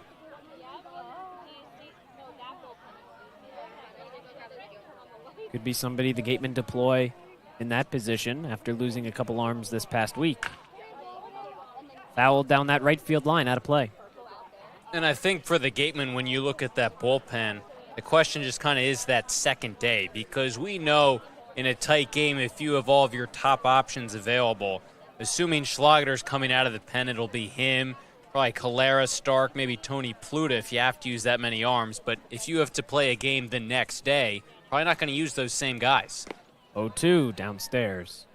And that's something that Ryan Smyth talked about a lot, was that at least at the beginning of the season, anybody who pitches one day was not going to see the mound the next. And he's held that true throughout this, now game 35 of the summer. But you never know. I mean, getting closer to playoff time, chances to clinch a playoff berth, the division. I feel like we might start to see that go a little bit out the window as games start to really tighten up down the stretch. 2-2, fouled away. I think playoffs definitely a time where we might see that change. If you're in a must-win game, win or go home, 3-game series, and you need some of these top arms in back-to-back days. If their pitch count was down the night before, obviously I don't think it would be his first choice, but You got to win. Could be an option come playoff time. Chopper over to third, but wide of the bag. Foul ball. Yeah, at that point, it's kind of just anything you can do to win, right? And that was something that Ryan Smyth deployed last year. Jacob Faulkner pitching in back-to-back games. One of them to clinch a playoff spot and secure that third seed in the West, and then he came in to pitch in the playoff game against Katuitt following day. Payoff coming up to Mazin. He flew out to center in the second. And if you don't want to do that, again, I think he probably will in some tight games, but shots for guys like Egan, Shea Went, Tommy Skelding to step up. Fly ball left field. Chase Cruson doesn't have to move, 2 away. And that's got to feel good to know that you have so many arms to deploy at any given moment, and knowing that a majority, if not all of them, can get you out of whatever situation they need you to. Yeah, because in the playoffs, when you're playing those 3-game series, especially if it goes multiple games, 2-3, you're going to be asking a lot of some of those arms. And the more the merrier. You lose Tate McGuire, you lose Cooper Consiglio, both over this past week. 2 starters with sub-3 ERAs. McGuire a sub-1 ERA. You have to find a way to maybe not replace them, but replicate them in the aggregate. Cory, how many times have we had to say that with all of the star-studded Gatemen, both hitters and pitchers, leaving this year? And it happens for every team. But, of course, you really feel it when it's the team you're covering for every game of the season. Checked his swing. Did he go around? Hanley held up.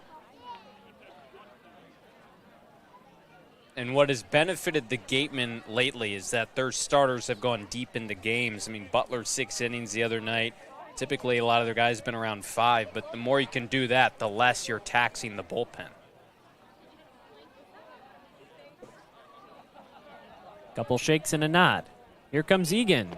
This is downstairs. Yeah, and to have guys that can extend later into games. Schlageter going 3 innings. That's season high. This is Egan's second. He's been moving through it with ease. Got out of a jam in the 4th. Now a pitch away from 1-2-3 in the 5th. He'll get it right there. Swing and a miss. A pair of punch-outs, and Chatham scoreless through 5. Gateman trying to score a few more in the home half on Cape League TV. If you need to dig, lift, move, grade, clear, or cut, pump, weld, clean, light, and just about anything else, dial up the rental source for the newest and the most reliable equipment in New England. Staffed with equipment and construction experts, Milton Rents, your local source. As the sponsor of tonight's game, PCT Federal Credit Union is proud to root for the home team. We're thrilled to offer great rates on auto loans, home equity lines of credit, and so much more. Visit us on Cranberry Highway in West Wareham. Reed Custom Soils, a subsidiary of the AD Makepeace Company, is New England's most experienced precision soil blender. Reed is the leading provider of the lightweight planting soil for green roof installations, stabilized stone dust for nature paths and pedestrian walkways, bioretention rain garden soils, and specialized soils for athletic fields, including your newly renovated Spillane Field. To learn more, visit reedcustomsoils.com. Shameless Plug Electric, hitting home runs on every job. Wareham's top choice for electrical work. Call Shameless Plug Electric. Midway point of tonight's contest, and the Gatemen on top 4-0 in the home half of the 5th. We just talked about a little bit of what the Gatemen have had to go through trying to replace some pitchers, some guys leaving to go home, returning to their collegiate seasons. And now that also requires some pitchers to move into the bullpen or vice versa. For more on that, here's our Rayna Maggelet. Thanks, Josh. So after Josh Butler's dominant start, allowing no walks and no runs the other night against Falmouth, the right-handed pitcher mentioned that his goal back at his school, Arizona State University, is to earn a starting position. For the pitchers, one of the best things about playing summer ball is being exposed to that prestigious starting position. Butler, has been a reliable start in the pitching rotation for the Gatemen. And speaking of Butler, he will actually be mic'd up with our broadcasters at the top of the 6th inning for more on him. Thanks, Rayna. Yeah, how fun is that going to be, Cory, getting to talk to Josh Butler a little bit? I know you were pressing for him to come on the broadcast yesterday. Yeah, he just wasn't ready for it when we were out in center field. But he doesn't have a choice today. I talked to him after the game, and he seemed like after that he had a day or so to kind of prepare mentally and wasn't going to be caught off guard with that ask. Well, Rayna mentioned it. Definitely an opportunity for him to showcase what he has. He's done all of that and then some. 1.11 ERA. Throw wide to first. McHugh looking around and head to second base. He'll reach safely. Another error on the night for Chatham. I think if anyone's deserving of this luck, it's Chris McHugh because he's such a good player and he's playing so hard. But he's hit 3 balls. None of them have left the infield. He's been on base 3 times tonight. And this is, again, how you get rewarded by doing it. This is a really tough play. This is kind of as far as a throw you'll have as an infielder. It's a long ways and just a tough play to make. Again, McHugh's got that sneaky speed. And another spot for the Gateman with the runner in scoring position. That'll be error number 3 on the game for Chatham. You mentioned it, 2 of them with Chris McHugh up to bat. Here's Chase Crewson. Strike 1. And Josh, to kind of go back to what Rayna was talking about, we mentioned the ability of guys, obviously highlighted by Josh Butler, to go from bullpen to starter or vice versa. But the work that this pitching staff as a whole has done the past week or so, really admirable. Yeah, I mean, overall, Cory, you can go back to the last 7 days and kind of see where the Gatemen have stacked up compared to the other teams across Cape Cod. Well, pitching-wise, lowest ERA at 0.66. That's 5 games and 41 innings. Wareham has allowed 3 earned runs. Isn't that remarkable? It is, especially since how when we thought those guys like McGuire and Consiglio were heading back to school, that the Gatemen might have been in trouble with their staff losing some of those top-tier arms, but they have just kept on shoving on the mound. In the 3 games since, just 4 runs allowed. The chance to keep it that way tonight, up 4-0 on Chatham. 2-2 on Chase Crewson. Jacob Turner still in this game. Chatham certainly working his pitch count really up to the maximum. He's at 63. Already surrendered 4 runs. In danger of allowing a 5th. Chris McHugh in scoring position. 2-2. Soft chopper over to second. Mazin in time. McHugh over to third. And that's really what you ask of a pitcher who allows some runs, is then to give you some depth as a starter. This is not a game, given the conditions, that a lot of guys would probably be lining up to pitch on the mound. But you credit Turner. He's really had a lot of success against the bottom part of this order. Sure, to be really effective, you got a 1 through 9 of some success. And this is a big at-bat. Again, the Gatemen trying to put this game out of reach. 1 through 5 has been difficult. 2 home runs allowed. 2-run shot to this guy right here, Caden McDonald. Now, to be fair, McDonald just seems to leave the yard nearly every game at this point, Cory. During this win streak, well, not win streak, but winning stretch, he has been a catalyst for this Gateman offense. It's 1-1.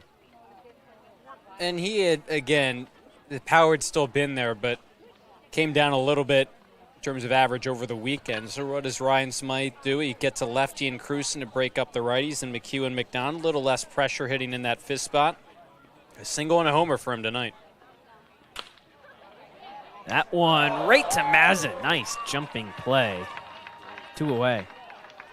And unfortunately here, it just doesn't get rewarded. Hit that ball on the screws. A really nice job to take that the other way Hit it where it's pitched, a breaking ball right on that outside corner. Really nice approach by McDonald. That to me just signifies he's swinging a hot bat and seeing the ball well. When you just let that ball get deep and then go the other way. Not the outcome you were hoping for, and a big out to keep McHugh over at third. Yeah, that drops and it extends this Gateman lead. So it'll be up to Colby Turner with 2 outs in the 5th. That one gets away from Aaron Beatty, lost it all the way to the backstop, and here comes McHugh anyway. 5-0 Wareham. Bat doesn't even have to leave Turner's shoulder. And so you'll take that. A line drive off the bat of McDonald that had right field written all over it for that nice play by Mazin. And then you'll take that on the other end, get rewarded, get another run and try and put this game out of reach. 1-0, lined into left field. Here comes Stallman, but he plays it back. Turner stops at first and a 2-out single.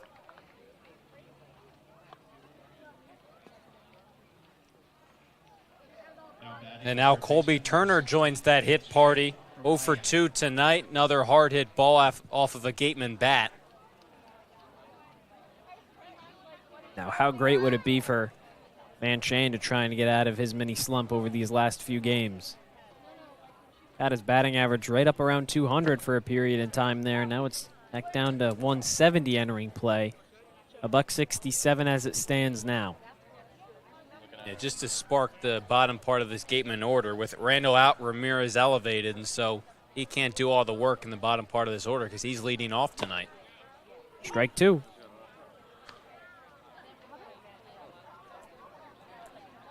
Shane's got 1 home run this season. Came in game 4. Right here against YD. Solo shot out to left field. 0-2 skips ahead of Aaron Beatty. Turner takes off for second, throw down, drifts into center field. Turner stops at second, retreating wisely. Freeman was right there to back it up. But now a run in scoring position for the Gatemen. Wareham is just making the Anglers make plays tonight, whether that's the balls they have hit on the ground in the infield or just being aggressive on the base pass. And similar to the last time these two teams played a week ago, the Anglers have played some sloppy defense. 3 errors so far tonight, 5 last game. Just a tough showing again. Yeah, 8 errors in the last 19 innings, or 14 innings rather.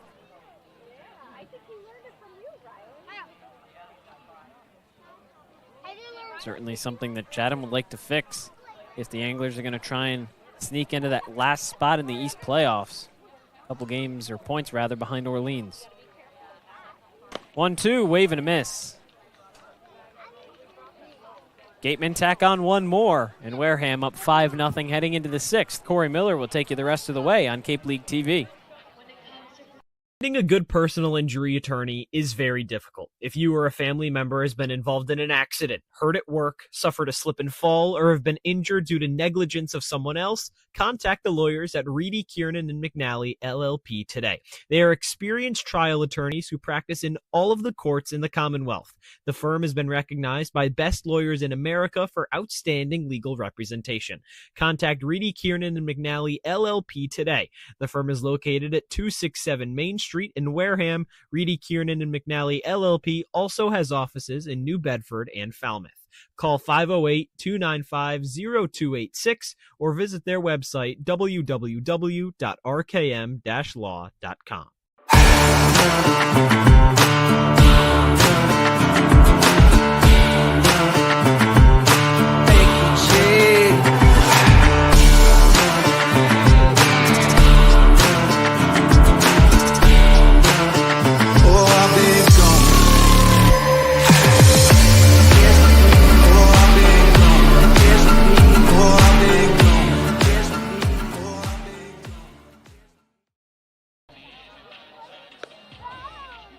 Finding a good personal.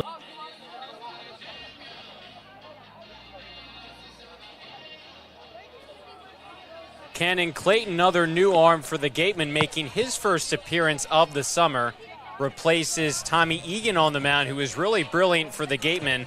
picking up where TJ Schlager left off. 2 shutout innings for Egan. Now it's Clayton, his first appearance of the summer. It's 5-0 Wareham, a chance to continue the shutout. Yeah, 2 perfect innings for Tommy Egan, 3 punch-outs. It's a good way to make your Cape League debut, Cory, in a spot like that, especially with Schlager, leaving him a little bit of traffic on the base paths in the 4th. He gets out of it, a couple strikeouts. It's a good way to make a first impression for this Wareham squad. And as he finishes his warm-up pitches, we're excited to welcome on to the broadcast another member, Josh Butler, down in the Gateman dugout. Josh, how are you feeling down there? See if he can hear us. Josh, you got us up here? Looks like he just can't pick us up in the ear. He'll join the broadcast in just a second as we get set up for the top of the 6th. Aaron Beatty, Freeman, Jackson to lead things off. 9-1-2 for the Anglers. In search of their first run, they have just 1 hit tonight. Couple of walks, but it's been dominant pitching performing for the Gatemen as that one has popped foul out of play. Clayton out of Louisiana Monroe. And his first appearance of the summer, 6'5", 225-pound righty. Josh, you got us now? I got us now. Let's go. There we go. There we go. Well, I'm glad we could do this. I know the other night we'd maybe talked about it, so thanks so much for joining us here tonight. Yeah, of course. Thanks for having me. So Rayna was talking about just a couple innings ago, you kind of transitioning out of the bullpen, building up that arm. How have things felt moving from a bullpen role to now getting some reps as a starter this summer? As that one is popped in the air. Infield playable for Ramirez, settles under it and makes the catch for out number 1. Josh, can you step forward a little bit? It might be a little bit better. You still got us, Josh? Struggling a little bit here. This hasn't happened yet with one of our interviews. Everything's been... Once we get everything set up, be sure to have him on. He's got all the equipment set up. We just got to make sure he can hear us on the other end. 1 away in the top of the 6th. Good start for Clayton on the mound. Comes home to the leadoff man, Freeman, who pops it foul. Down the left field line, Cruson shading over, and he makes the catch just in front of that foul line for out number 2. Oh, and right along the line. Nice catch from Cruson in left field. Now batting the first baseman, number 2, Daniel Jackson from the University. 2 quickly retired for Clayton. And now he faces Daniel Jackson, who popped out and walked so far tonight. 2 new guys for Wareham. They added to the roster last week with Consiglio and McGuire headed back to school. They were released. Egan and Clayton, the 2 new adds for Wareham. And they've been pitching well.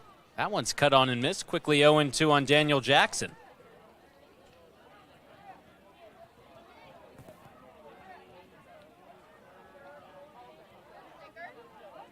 This Gateman pitching staff as a whole has combined to shut down Chatham as of late.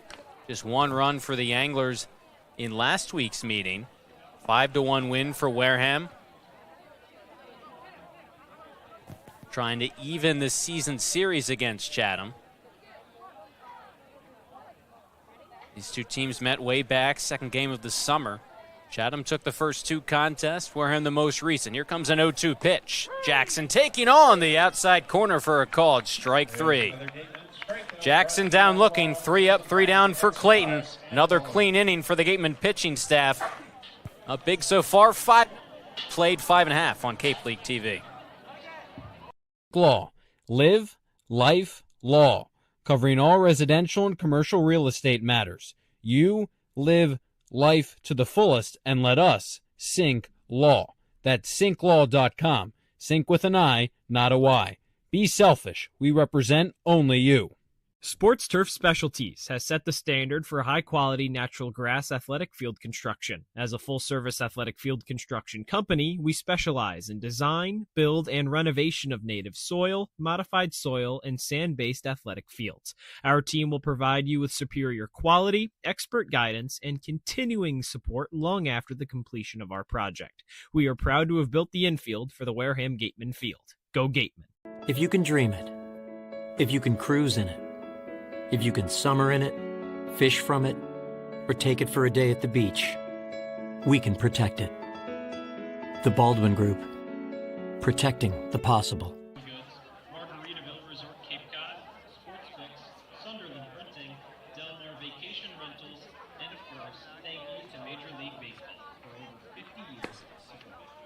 The Anglers turn to the bullpen for the first time tonight. Will Patterson out of Abilene Christian getting his warm-up pitches in, and now hopefully with all the tech stuff worked out, going to be talking to Josh Butler in the now bottom half of the sixth. Josh, let's try it again. Can you hear us? Sounds like he can hear us. But we can't. This is the best game of charades ever.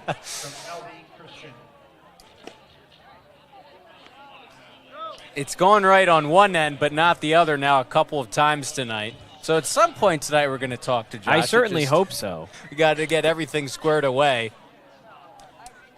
Patterson finishing up his warm-up pitches, 6'6", 235-pound lefty out of Texas, again at Abilene Christian.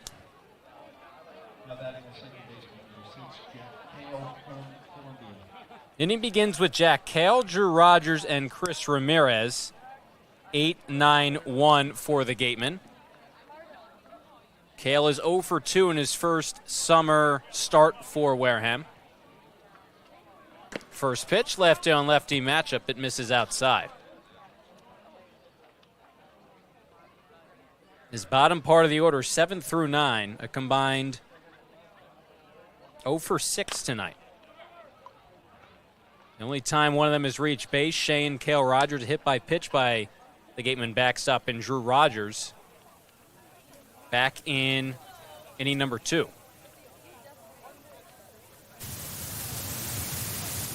1-1 pitch. Cale takes upstairs, ball 1.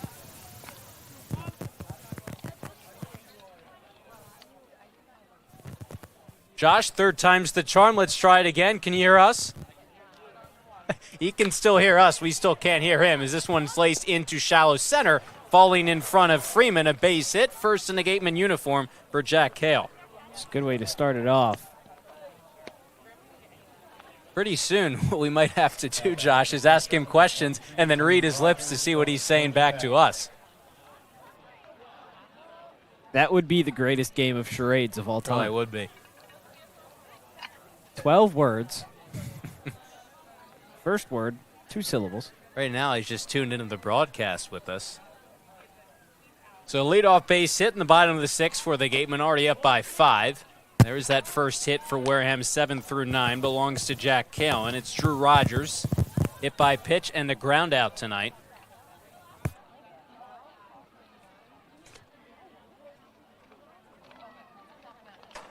Facing the second arm out of the bullpen. That one smoked into center field. It's down for a base hit.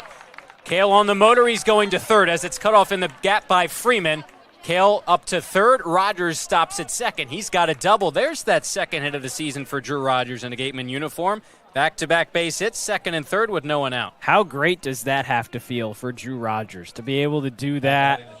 22 at-bats after you hit that first home run of the season in a Gateman uniform. You finally get that second hit, and it's an extra base hit. When he's been able to put bat on ball, he's been so productive. And defensively, he's been great. It's just a matter of consistency with Drew Rogers. And how about this? Opened this inning by saying how the bottom part of this order hadn't gotten any hits. Couple of base hits, Cale and now Rogers. And a chance for the Gatemen to really put this game out of reach. Ramirez at the top. He takes inside for ball 1.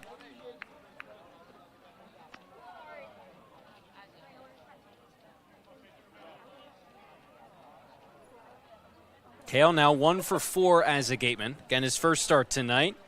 And that was Rogers' second hit, first since that homer in his first at-bat as a Wareham Gateman. 1-0 pitch. Ramirez flies it into the right center field gap. Hanley on the move, tracking back, makes the catch. Tagging from third and coming across to score is Cale.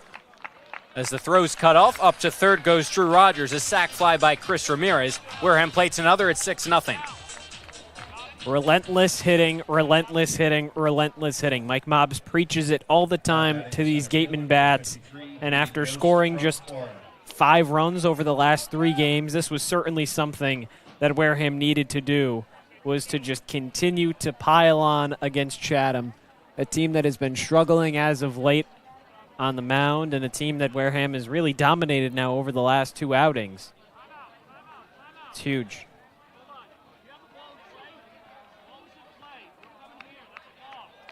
And now a balk called against Patterson on the mound, and how about that? The Gatemen get another. The Anglers have been sloppy in the field, and yet another mistake gives Wareham another run. I think that might be the first balk we've seen this summer, Cory. It's not a very conventional thing to happen. But sure, the Gatemen will take it. And after the balk call, it seems like we're finally ready for Josh Butler. Josh, it seems like we can hear you. Give us a talk into that microphone. You got me on the mic? Oh, we got you. There we gotcha. go. It was a struggle. Technology during a hot day, not the easiest thing, but thanks so much for taking the time to talk with us here tonight. Yeah, of course. Thanks for having me. You know, Rayna, Maggelet, our sideline reporter, was talking about as Yost grounds this to the right side, backhanded attempt by Jackson, can't make the play. So Yost will reach. How you've really put in the work to transition from a reliever kind of earlier in the summer to now starting some games and just doing a fabulous job. So talk us through that transition, what's gone into that, and what's worked so well for you. Yeah, you know, I'm just trying to do the same thing I do every time I go out there. Throw strikes, fill it up, let the defense work. You know, coming out of the bullpen into a starting role, the coaches have put me in a good position to just do what I do. Josh, I have to bring this up just because it's happened so recently, and I don't mean to maybe bring the mood down, but I swear, since the time that both of you arrived, you and Tate McGuire, it seemed like we're inseparable on the field, off the field, in the bullpen, in the dugout. So talk about your relationship with him, some of the other pitchers that maybe you're just meeting for the first time, and how being here with Wareham has kind of blossomed some of those relationships, and what that's going to mean for you when you head back to your collegiate season. Kind of, you know, everybody goes their separate ways at the end of the year. Yeah, it's been super cool. Tate started giving me rides. He lived close to me, so we kind of started hanging out all the time in his big truck, and kind of went from there. We got Caleb Appleby involved, and it kind of just, the days kind of just flew by when we were hanging out. But no, it's been super cool coming out here. All the guys are great. We get along super well. I guess when we go back to school, it's just super cool that you make all these connections with all these new people all across the country, and you know them for a month, 2 weeks, whatever it is, and now you're friends for life. That's a great point, and something where you guys spend a whole heck of a lot of time together. I asked this question to Katie McDonald, but you guys were at Water Whiz yesterday. High temperatures seem like a lot of fun for you guys as a group, but when you think back to the summer, still a stretch run here, and you got the playoffs too coming up, but anything that stands out either on or off the field is sort of a favorite memory for you up here on the Cape this summer? I don't know. There's been a lot of cool things that we've done. High chopper to shortstop. That one gets under lane. Yost will stay up at second, so another base runner for the Gatemen. Go ahead, Josh. I just think just the connection that we all have, you know, like you don't know anybody coming up here really, at least I didn't, and just the fact that you can make friends so quickly, and there's so many things that have blended together as the summer's flying by, but just the fact that you have so many new friends going back to school and everything, that just really stands out to me. Now that this is, you know, the final stretch run of the regular season, obviously with a win tonight, Gateman would clinch a playoff berth. Obviously you want to, you know, win the championship, and the confidence level that you have being around the guys every single day. I mean, obviously, you know, the easy answer is, oh, well, you're going to win the championship. You want to win the championship. I mean, there's so much belief it seems like this group has. I mean, it feels like the sky's the limit. Would you agree? Yeah, I agree 100%. You know, look at this. We're putting up 8-9 runs every single game, it feels like. Pitchers are doing their job. Like I've been saying, like, everyone does a really good job of just being tight, you know, pretty inseparable group. Yost, say something to the camera. Nothing from Yost, but he's having a good day. Yeah. Let him be. Let him be. I heard he was really talking it up at Water Whiz yesterday, though. I mean, talking it up, he said probably 5 words, which is 5 more than he usually says. That's not a diss on him at all. He's one of the best guys we got out here, so he's the man. How was Water Whiz yesterday? classic water park experience, That's really all I got to say about that. Picked a good day for it, though. I mean, the only thing that could have beat it was maybe today. Ooh, today would have been bad. We would have been burnt and not ready to play baseball. Josh, I know Caden McDonald, he talked to us about some of those Mafia games. Yeah. All you guys play on the bus. I know the pitching staff will also play. What is that, hacky sack in left field before some of the games? Yeah, we play hacky sack before the games. Is that one of those things, anything else you do individually or you guys do as a group that really kind of gets you bonded or mentally prepared for some of these games? I don't know if that's a mental thing. It's not very great to lock in, but it definitely keeps everyone loose and free, and I think that shows up on the field when we play. Josh, what's something that is different between collegiately when you're playing at ASU versus kind of coming out here? Whether it be, just what's going on in the field or just the vibe, the environment. Like, what are some of the similarities and differences between the collegiate season and the summer season? I mean, it's the same game. We show up to the park every day, get here early, get our work in. I think it's good, though, to get out here and meet new people, get new faces. You see the same people every day. It could be good or bad, depending on who you are. But, it's good competition everywhere. I'm excited to go back to school, but I don't want to leave here either. 1-2 the count on Caden McDonald, who launched a homer back in the third. Runners take off. That one misses way outside. In the end, it's only McHugh who moves up 90 feet. Josh, have you pitched all your life, or did we get some two-way action at some point in the past? Oh, I could swing it. I tried to swing it in high school at least.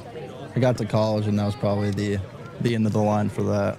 You think you could talk to Smyth and Coach Luxus about that and maybe getting that bat or two at the end of the year? I've been begging for pitcher's BP for a while now. Well, so Josh, we might have intern BP coming up too. I want to know what tips do you have for the two of us? See the ball, hit the ball. Stay within yourself. If either of you hit a home run, if I had any money, I would give it to you. But if either of you hit a home run, that'd be. I'll take whatever you're getting from NIL. If that counts, does that count? Sure. I might need that metal bat that Colby was using the other day because I heard he was just launching some moonshots with that thing. Yeah, he launches moonshots with that wood bat too. I'm gonna call one right here. Grand slam. He's got 4 of them so far this summer. Has there been any teammate, either offensive, defensive side, or even some of the coaches that you've learned a lot from this summer? Here's the chance, though. Deep drive into center. It's going to hang up for Freeman, deep enough for McHugh to jog home from third. Cruson replaces him there. So a loud sac fly from Turner. We were close there, Josh. We were close. See, if you had that metal bat, that probably would have climbed out of here. Well, I heard that Ryan Smyth was launching some homers with that thing, too. I don't know about that. Good for him, honestly. That's what our producer Chuck Luarasi said. He said that Smyth had some that left the yard. Good for him. Would you expect that out of Coach? Let me take a look at him. I don't know. That's a great question. I'm seeing him hit fungo, and it's all right, but I didn't know that. He was throwing some BP too. I know he's a regular guy. Yeah. He can give up homers in BP, that's for sure. I think he's trying to do that, though. I was going to say, isn't that kind of the point? Yeah. Anything that either him or Eric Luxus or any of your coaches have really preached to you guys this summer that you've really taken away and you're going to try to incorporate to your game now at ASU? Yeah, I think the biggest thing that we all come out here and we just try to be ourselves, They really preach, individuality, within the team. And that's huge, I think, especially when everyone's never really played together before, but they just preach to us every day, do your job, and just be yourself. At the end of the day, have fun. Van Shane up for the 4th time today.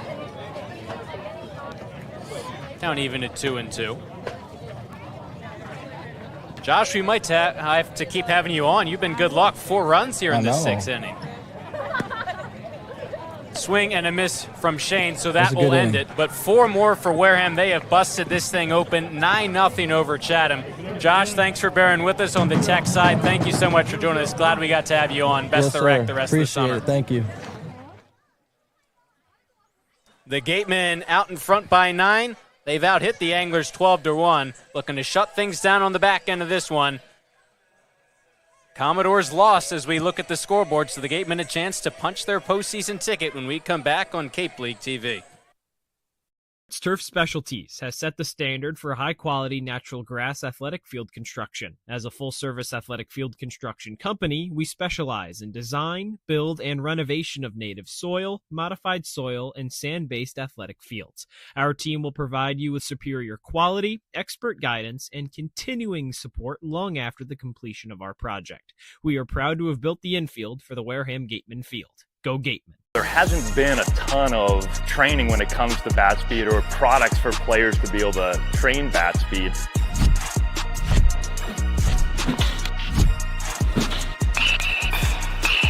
You can improve your bat speed and reach your goals working 10 to 15 minutes a day on this a couple of times a week. That's a no-brainer for every player.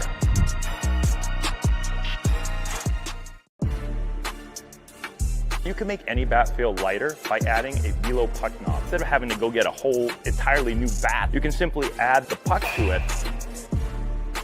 Players can use this with any bat. It's basically going to shift the weight of the bat a little bit more towards the hands. Players are able to hit the ball a lot harder just by simply adding the puck on.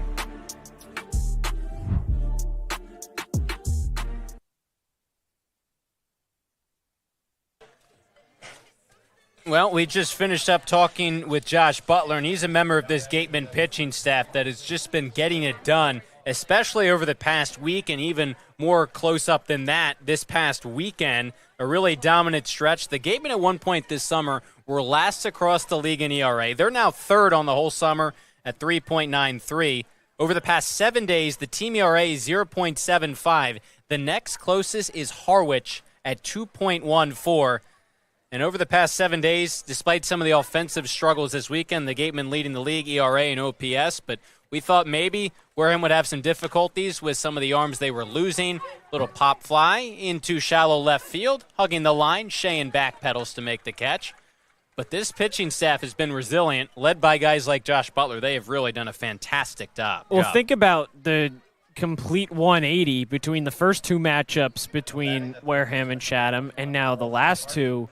Chatham won the first 9-2 the last time that it was at Spillane Field, and then at Veterans Field, 11-6 with 9 runs in the first 3 innings. Then these last 2 meetings, just 1 run allowed. The last time out, none so far tonight through 6 1/3. I mean, this pitching staff is just a completely different beast, and just hoping that this is going to be the version to carry Wareham hopefully through the rest of this regular season and into the playoffs. And when you give them 9 runs of support, it certainly helps the cause as well. So the Gatemen offense bouncing back after a rough weekend. Roman Martin's 0 for 2, and I mentioned it briefly going to break. But the Red Sox, YD Red Sox, topping the Commodores 10-3 in YD. So that means a Gateman win up by 9 right now would punch Wareham's postseason ticket for the second consecutive summer. How great would that be, Cory, to get that off your back? And then at that point, it's really just looking for trying to grab that 1 seed. Colby Turner makes the catch. Also of note, Bourne lost 4-2 to Brewster today. So that could give the Gatemen even more support and even more cushion. And it would make that magic number to clinch that 1 seed even shorter. So that first place lead, again with the Gatemen up by 9 right now, would be back up to 4 points with 5 games left to play. It's still Clayton out on the mound, his second inning of work. His first summer appearance with Wareham. And so they win the division in the West. They would be, of course, the 1 seed in the West and face the 4 seed, the team that finishes 4th in the division in the first round of the playoffs. And that means that the Gatemen would not only face the worst playoff team in the West, but also get home field advantage in games 1 and 3. So while they could potentially clinch the playoff spot as soon as a couple innings away, still some work to do for that top spot in the West. This one sends Yost back, and he settles under it to make the catch for out number 3. This Wareham pitching staff has looked good so far. 7 shutout innings. The offense hasn't looked too bad either. 9 runs, 9-0 where we stand now. We played 6.5 on Cape League TV. Wareham-based AD Makepeace Company, founded in 1854, is North America's largest cranberry grower and recognized leader in environmentally responsible real estate development and land stewardship. For 171 years, AD Makepeace Company has supported community events and organizations like your Wareham Gatemen. Visit admakepeace.com to learn more. Cape Cod 5 is proud to be the official banking partner of the Cape Cod Baseball League. Cape Cod 5 offers a broad range of financial products and services tailored for every stage in your financial journey. Reach out to us. We're here to help. For a good piece of glass, call Abby, located at 3 Tyler Ave in East Wareham. Call Abby Glass and Locks about getting a free quote for your windows, doors, locks, and other glass. Here at the Mass State Lottery, we know there's no bigger win than the $1 billion we provide each year to support all 351 cities and towns in Massachusetts. Now that's how we all win. The Mass State Lottery. Welcome to the state of winning.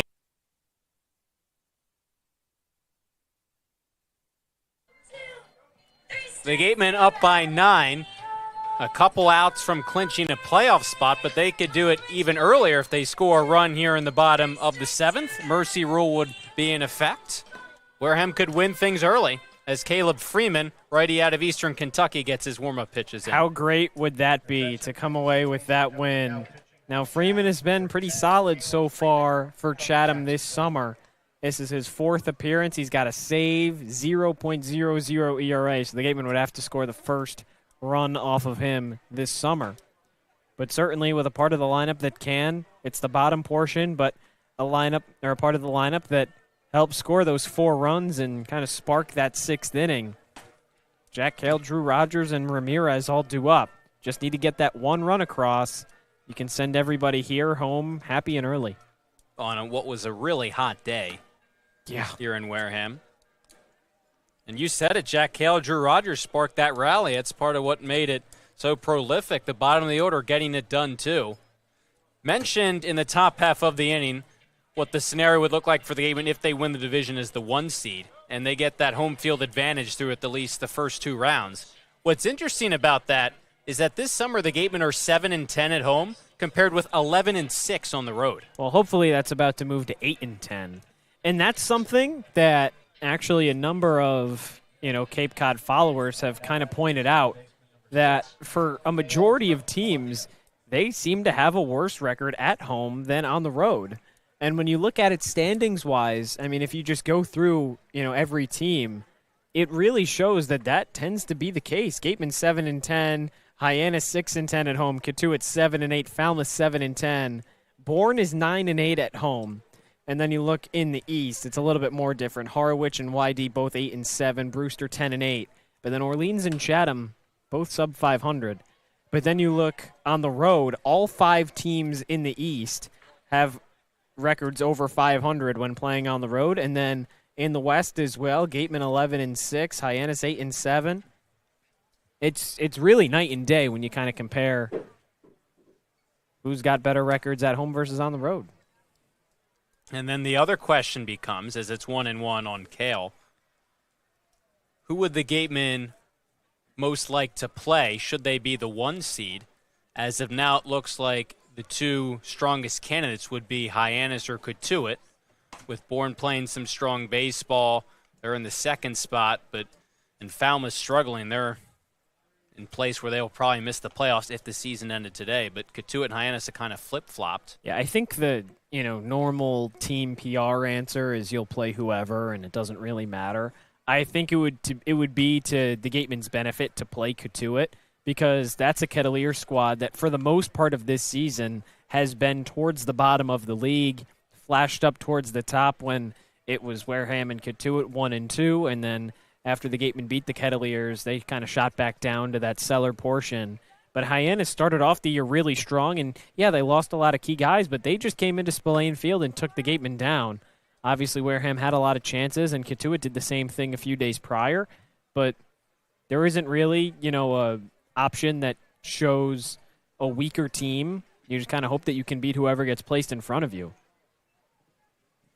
Full count on Jack Cale. 1 for 3 tonight, scored a run. Smacks that one into right field. Hanley chasing, reaching up, and he makes a nice basket catch.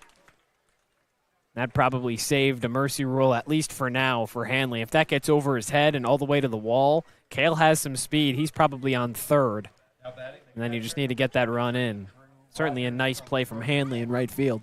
Well, the past 2 at-bats, he's been swinging a hot bat. Grooved that one off for the base hit in the 6th. Just caught it with that top of his glove. It was a nice play. Speaking of nice hits, Rogers, that double back in the 6th, scored a run. Second hit with Wareham. Goes after the first pitch, punches it foul.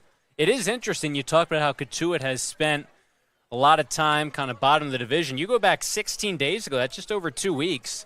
July 10th, the Harbor Hawks were the first place team in the West, 10-8-3. At the time, Hyannis was the only team in that division above 500. And Hyannis spent most of that first half in first place. We're the best offensive team in the league. And now they've obviously climbed out of that first place or last place spot. Drew Rogers, it looks like, is being bugged by a bee, it seems. How about that?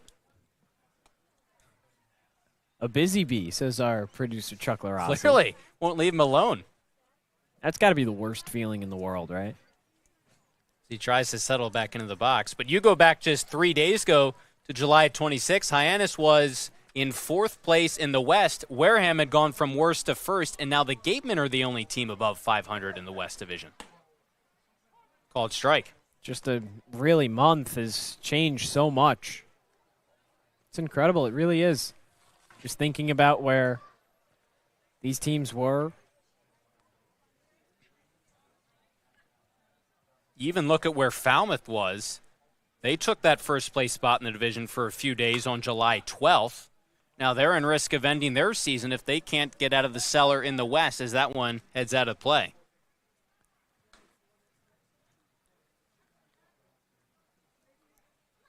But now the Gatemen have led the division for a couple weeks now. But everything looks like positionally is up for grabs. I mean, a lot can change over the next 5 days, but it seems like Chatham and Falmouth, the way they're playing now, may come up short of a postseason spot. But 1 through 4 in both divisions jumbled up. Here's a shot down the right field line, but it lands foul. Yeah, Chatham is going to have a lot of work to do over these last few games to try and do something and make a jump. And it doesn't help, obviously, Gateman hold on and take this win. You have to jump Orleans, and Orleans at 17 and 15. I mean, that would be good for second in the West as it stands right now. So it just shows how strong, top to bottom, that East Division is.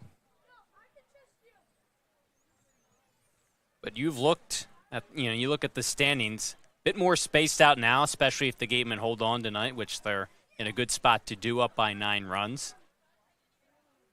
Rogers ready on the 1-2 pitch, comes up empty on that hack, 2 away. But a couple of days ago, first place and last place in the West were separated by 3.5 games. And to find a time where the West Division race was so tightly packed, you have to go all the way back to 1989 when there was a 6-game difference between first and last. And we've been talking about it all summer long. These two divisions have just been everyone has been deadlocked in there. Smack through the hole into left field. A base hit for Chris Ramirez. On with 2 away. Of course, I have to shout out Cape League historian Mike Richard for that note. But the Gatemen right now trying to push themselves ahead of the rest of the pack and add on to that breathing room. Ramirez has been great at a leadoff spot. Couple of hits tonight, sac fly. He's on base again. I would love to see Ramirez be aggressive here. Try and steal second and put a runner into scoring position for Hayden Yost, who's got 3 hits already tonight. It's been a long, hot day. It has. And a 2-hour game sounds real nice for, I'm sure, all of these Gateman players. Sun hasn't even fully set at this point. Gatemen have flirted with that mercy rule multiple times this season. I mean, Cory, if this game doesn't end rate here at the end of this half inning, I'm going to get probably my 4th bottle of water today. I mean, you look at the line score tonight, this game's going to end one way or another. It's all Wareham. 0-1-3 for Chatham, 9-13-1 for the Gatemen.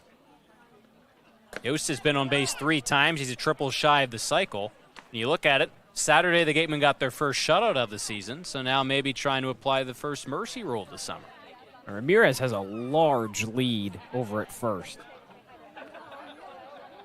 Might just be trying to time it up. Caleb Freeman got the first 2 outs. 2-out base hit by Ramirez. His 1-1 to Hayden Yost. Taking a breaking ball. Just misses the outside corner. It's 2-1.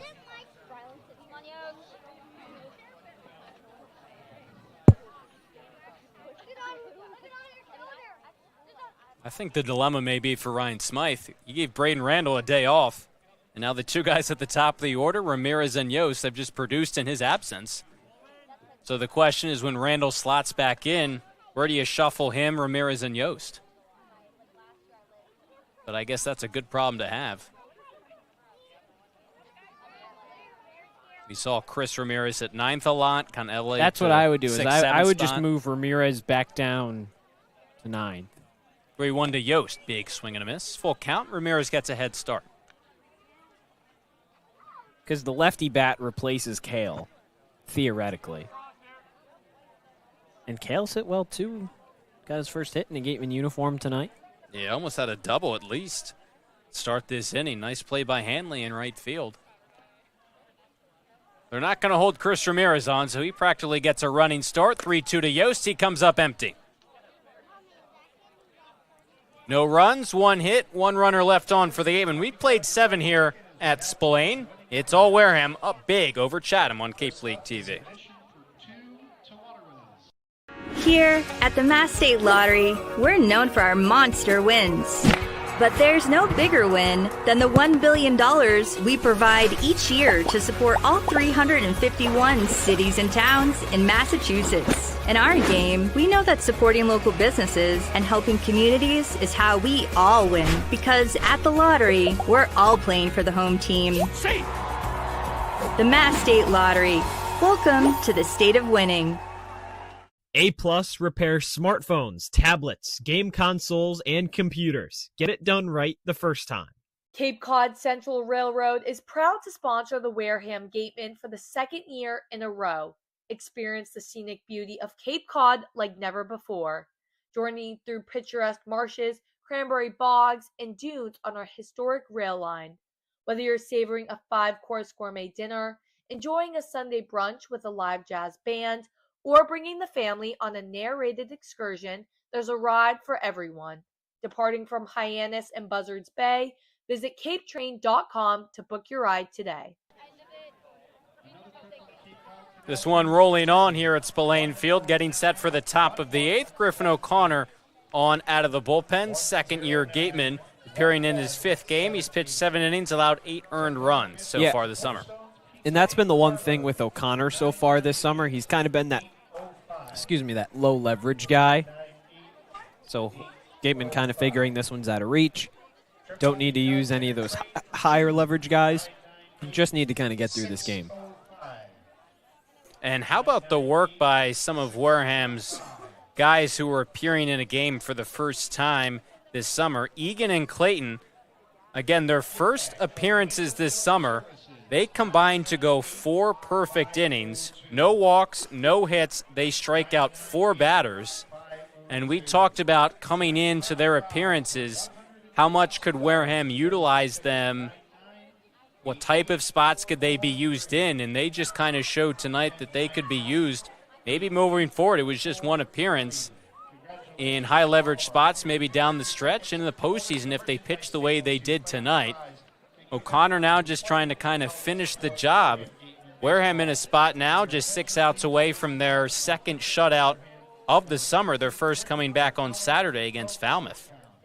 And again, it would be great to, maybe try and end it a little bit early, but now you couldn't capitalize in the 7th.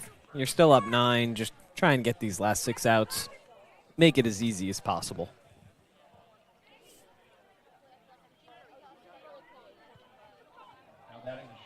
Isaiah Lane will lead off the top of the 8th. A walk and a strikeout for the Chatham shortstop tonight. So he said it has just been a monumental struggle for Chatham, especially tonight. Wrapped on the ground, Cheyenne gobbles it up, shuffles and throws over to first right on target for out number 1. You're not going to complain when it gets hit right to guys. No. Make things a lot easier for O'Connor. I mean, you look at the last time these two teams played, the 5 errors by Chatham definitely stand out, but that was still a close game. 4-run deficit was the final, 5-1, the Gatemen win. But here tonight, not as many errors for Chatham, but some sloppy play nonetheless. They've given up 13 hits. They have just 1 hit. And for a team looking to get into the postseason as O'Connor stumbles on that pitch, they have not helped their effort tonight.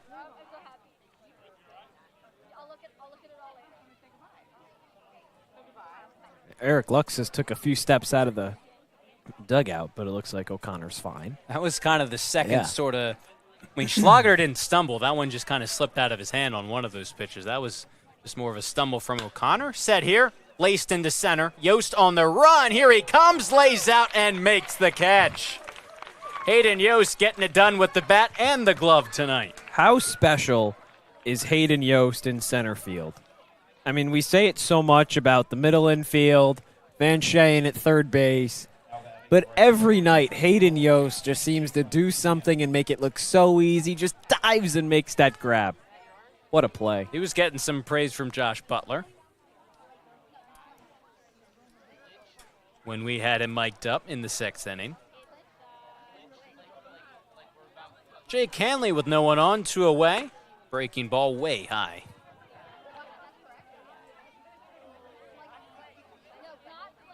I'm glad we were able to have him on because, as we were saying the other night, him and TJ Schlager were out when we were doing Sundays in center, and we invited both of them on, but it seemed like they weren't ready. A couple of days off, and now here Josh joined the broadcast. Maybe we can get TJ for exactly. For later on. I mean, if he can provide the same kind of luck Josh did, 4-run inning for the Gatemen has just helped them immensely put this one away, and they're 3 outs away from that now. 3 up, 3 down inning for O'Connor out of the pen. Getting late here in Wareham. It's all Gateman over the Anglers, 9-0 on Cape League TV. Legacy Insurance has been servicing Wareham and the surrounding areas since 1980. Call Legacy Insurance for all your insurance needs at 508-295-1315. Legacy Insurance, your hometown agency. Get ready for big results with our small machines. With more power, performance, comfort, and savings. They're ready for every job. And we're ready with plenty of inventory, the best support in the business, same-day parts availability, and locations across the Northeast. So you can always be ready to work. Milton Cat, always ready. When it comes to protecting your home, car, or business, trust the team that's been covering our community for generations. For personalized coverage and service that you can count on, the choice is easy. It's Morse, of course. Visit morseins.com today. 3 more outs is all that separates Wareham and a second straight year of postseason baseball, or they could just end it even earlier with a run here in the 8th. Couldn't score in the bottom of the 7th, but you have the heart of the order due up with McHugh, Cruson, and McDonald. It's certainly a good opportunity to try and send everybody home happy and early. And honestly, Cory, with the pace that this one is going, obviously just 6 more outs are needed to end this game in total. So depending on how quickly these innings go, either you score 1 here or you make it quick and everybody gets out of here an inning later. Either way, things are shaping up nicely for the Gatemen. Chris McHugh digging up to the box now. We talked about being rewarded for putting the ball in play. McHugh certainly has been tonight. Hasn't hit a ball out of the infield, but has been on base all 4 times, has 2 hits and 2 runs. Excuse me, 3 runs. Well, if it ain't broke, don't fix it. Yeah. It's a good way to go. Solo shot would be pretty nice, though. Would be the first time, as we said, the Gatemen end the game early as a result of the mercy rule. Have flirted with it a couple of times. 10 runs after 7. They're at 9-0 right now. Ryan Smyth said after the loss on Sunday that, the offense has carried the team for a large chunk of the summer, but now recently the pitching's it's kind of flip-flopped, and it's been the pitching carrying the team. But he noted just how dangerous the Gatemen would be when they put those both two together again. Well, we've seen it tonight as that one catches Chris McHugh, heads down to first the painful way to begin the bottom of the 8th. Yeah, and I mean, that's pretty much on display tonight. Got the 9-0 lead. You've only allowed one hit. Can we talk about that, Cory? I mean, it's one thing to, pitch a shutout and leave a bunch of guys on base, but to allow just one hit in a short handful of base runners, I mean, the Gatemen have faced the minimum since the 5th inning. It's been just pure and utter domination. I mean, the last time that these two teams played, you mentioned, it was a lot closer. It was 5-1. But even when you look at kind of the line score, Chatham had more errors than hits and runs combined, and certainly on pace to do that again today. Richardson had an RBI single back in the 6th. And that's the thing. Certainly a lot of attention, deservedly so, in the offense tonight. They broke out of a 3-game rut over the course of the weekend. But the pitching staff has just, for now, really about a week, just been so dominant. We mentioned the numbers. ERA under 1 the past week, and that just has not changed.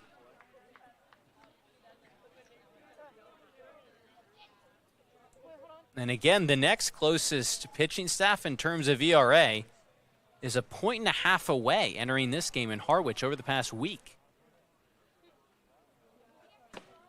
Tonight it was Schlager getting it done as a starter, and then again, those two first-time Gateman appearances, Egan and Clayton, and they were just brilliant.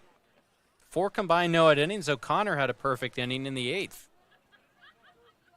And you have to imagine that they just bring O'Connor back out to try and end this game off if they can't get the mercy. But now you have that winning run in scoring position for Caden McDonald. Pretty good guy to have up at the plate. And it's really nice to see. We talked about how, maybe part of the reason for a bit struggle at the plate for the team as a whole over the weekend was McHugh and McDonald, 3-4 in this order, didn't have their best weekend series. But McHugh's been on base 5 times tonight, a couple of hits. McDonald, 2 hits, including a homer. He's walked and a line drive out on a nice play by Mazin at second. First and second, no one out for McDonald, who has to back off the plate on that pitch. From the righty, Freeman. Yeah, Freeman has just kind of lost his control at this point. That's ball 5. Really ball 6 if you go back to the hit by pitch.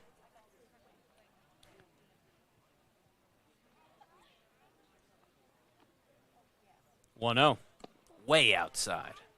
Let me correct myself. Chris McHugh, it was 2 balls to him before the hit by pitch, and then a 4-pitch walk to Cruson, and now it's 2-0 on McDonald. So if my math is correct, that is 9 straight balls to open this inning for Chatham.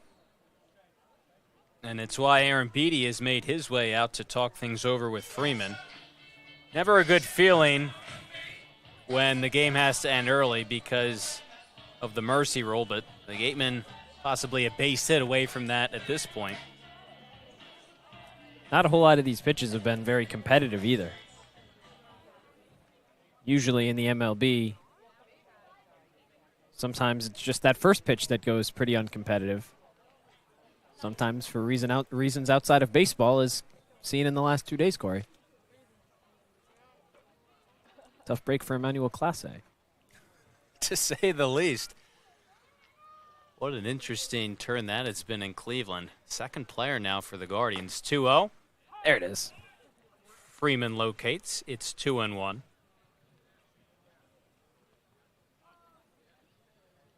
As Josh noted earlier in the game, 2 homers by the Florida products and Yost and McDonald. Gateman didn't hit a homer this past weekend, but still comfortably in first place, only adding to that total with 2 shots here tonight. 2-2 now on McDonald.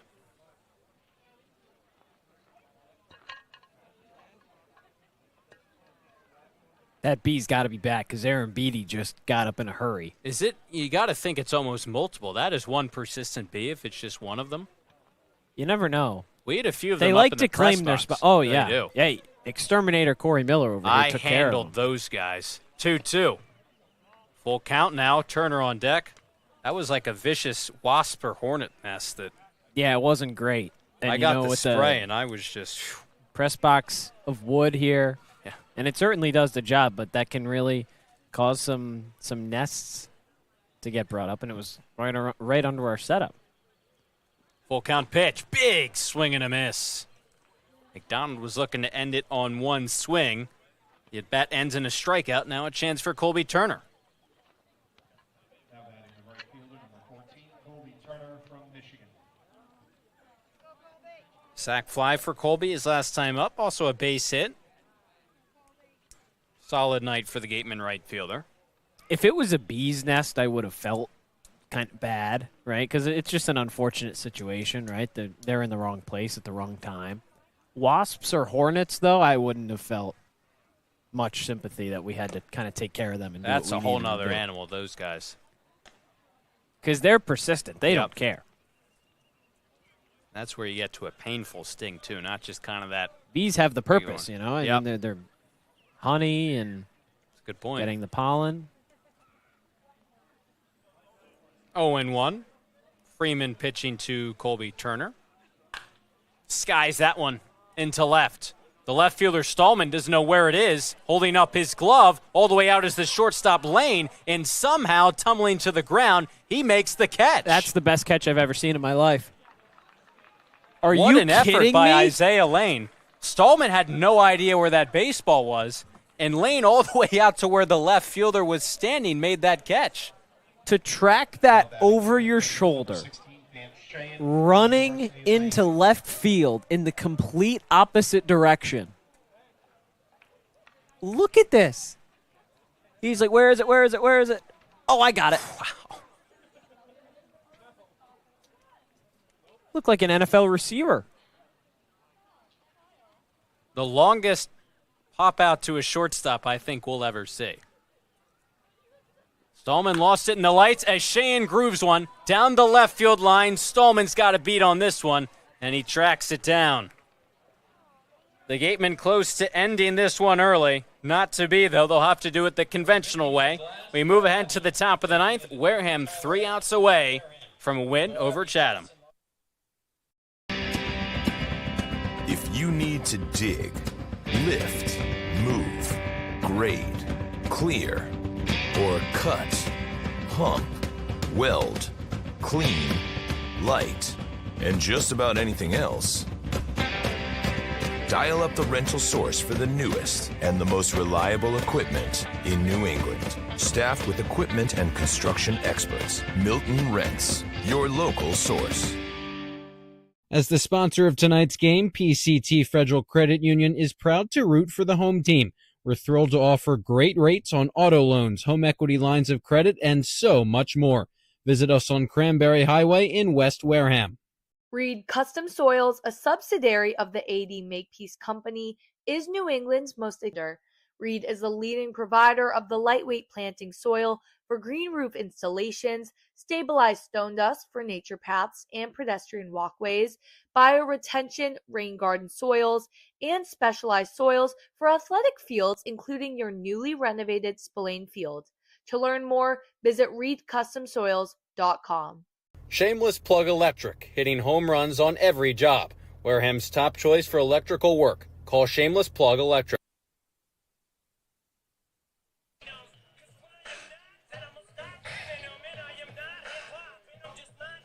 This broadcast is a copyrighted production of the Cape Cod Baseball League. Any unauthorized duplication, retransmission, or other use is strictly prohibited. The Gatemen 3 outs away from making this final here tonight as we look at some other scores across the league. A couple that have gone final that impact the Gatemen. Obviously, they'll get some more padding insurance lead over Bourne. That would be a 4-point cushion for the Gatemen after the final 3 outs here have gone final. And the other game of note, Whitey over Falmouth. Wareham 3 outs away from a postseason appearance. And it's O'Connor on the mound trying to close things out. Faces Aaron Beatty. Freeman Jackson 9-1-2 in the top of the ninth.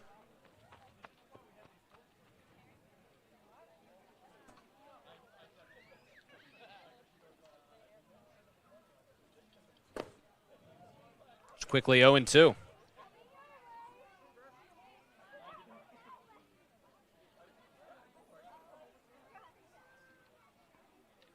O'Connor pitched a perfect 8th inning. These Gateman relievers have been absolutely flawless on the mound. 0-2 pitch, foul tip into the glove of Rogers, 1 down in the 9th. Now with that out, coming into this inning, it was 5 perfect innings by Gateman relievers. Now it's 5 1/3.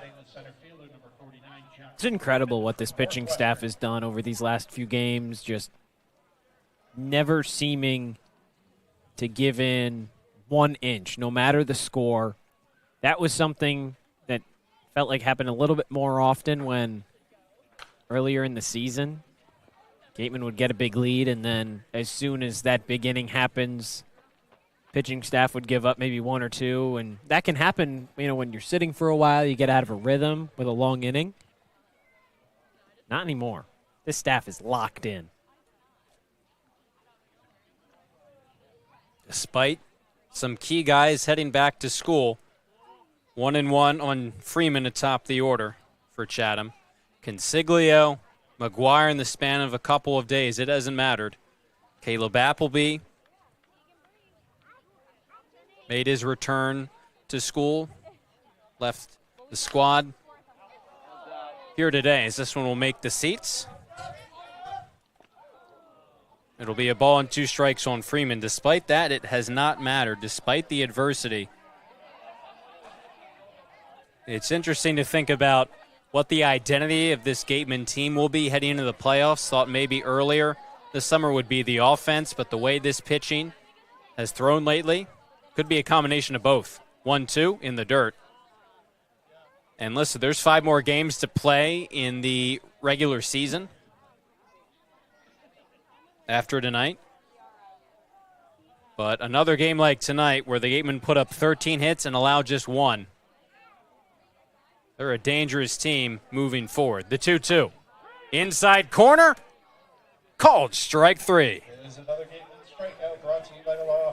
2 up, 2 Freeman down. Disagrees, but 2 outs in the 9th for Joe Gravina. The Gatemen now an out away from a win and out away from a postseason appearance. Daniel Jackson, the last hope for Chatham. This would be shutout number 2 for the Gatemen on the summer. Their second in 3 games. First pitch to Jackson. Called strike 1. Coming in, Wareham needed a Falmouth loss and a win tonight to make the playoffs.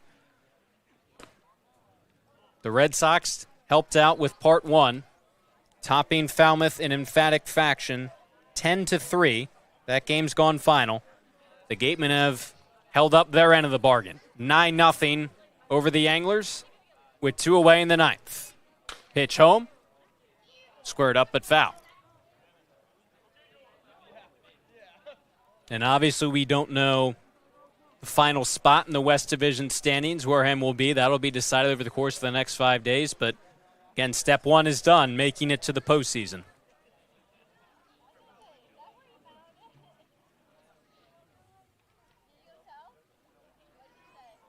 One and 2 the count.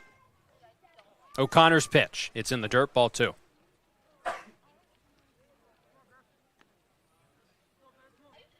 The Gatemen made it last summer, but bounced in the first round by Katuitt.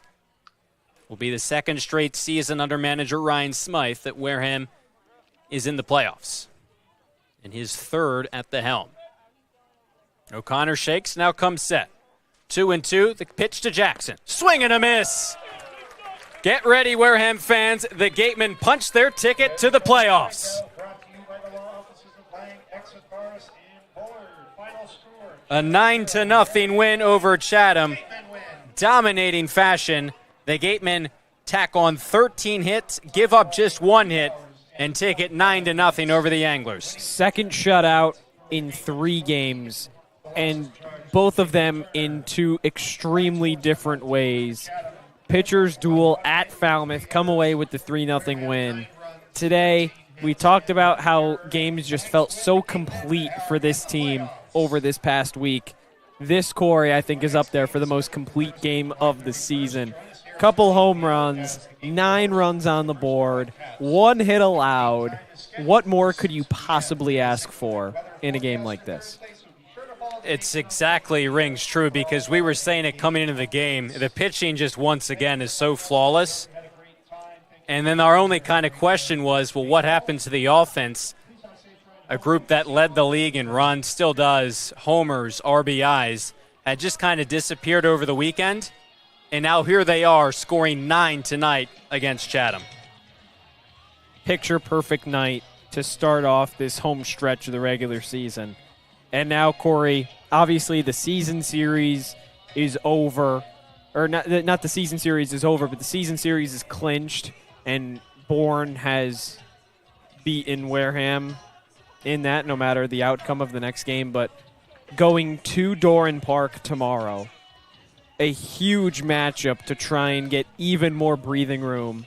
If the Gatemen want the 1 seed in the West, a win tomorrow is the fastest way to get from point A to point B. And that's the thing. Again, took care of step 1, clinched that postseason spot, but they want more. And with their win and the Bourne loss tonight, that lead in first place is up to 4 points. With a win at Bourne tomorrow against the Braves, that could be a 6-point lead against the Braves, as Wareham then goes for that top spot in the West Division. Until then, though, wrapping it up here tonight for Rayna Maggelet, our sideline reporter, our amazing producers, Chuck Luarasi and Abby Smith. For Josh Richardson, I'm Cory Miller signing off from Spillane Field tonight. The Gatemen take it 9-0 over Chatham and punch their ticket to the playoffs.